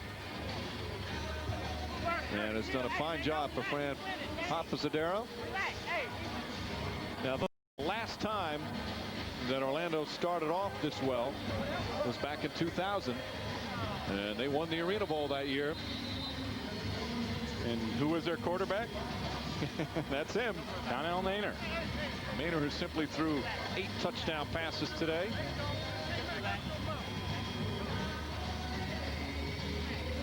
And he's got this team not missing a beat without the man in the street clothes in front of him. Jay Gruden, who said earlier, he told Dave Burns 3 to 4 weeks. And I think that might be a little optimistic. That's very optimistic. Because they're saying could be anywhere from 6 to 8, the doctors are. But Gruden wants to get back. But what's nice is he does not have to rush back with Maynor playing so well. Right, and Gruden, he's whittling this thing down. You know, the initial diagnosis was broken ankle in 3 places. Had to have a plate put in it, screws, and it was going to be a 5-month ordeal. Then they got the x-rays, and they find out it's just a ligament, and then they said 6 to 8 weeks. Gruden said, hey, let's make it 3 to 4 weeks. We're on a roll here. Pappen, meanwhile, flag on the play as Pappen tackled as he gets across midfield. E.J. Bird on the tackle, but another penalty marker.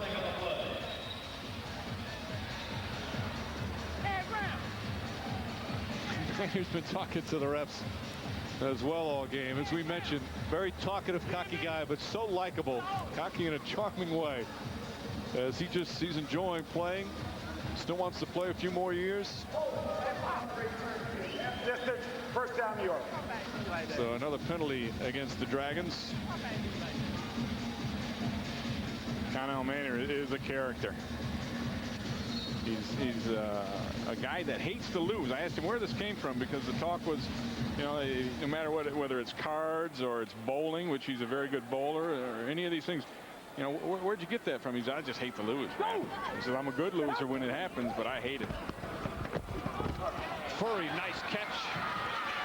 Nice run afterward, although taken down by Rashad Floyd. Garcia's down.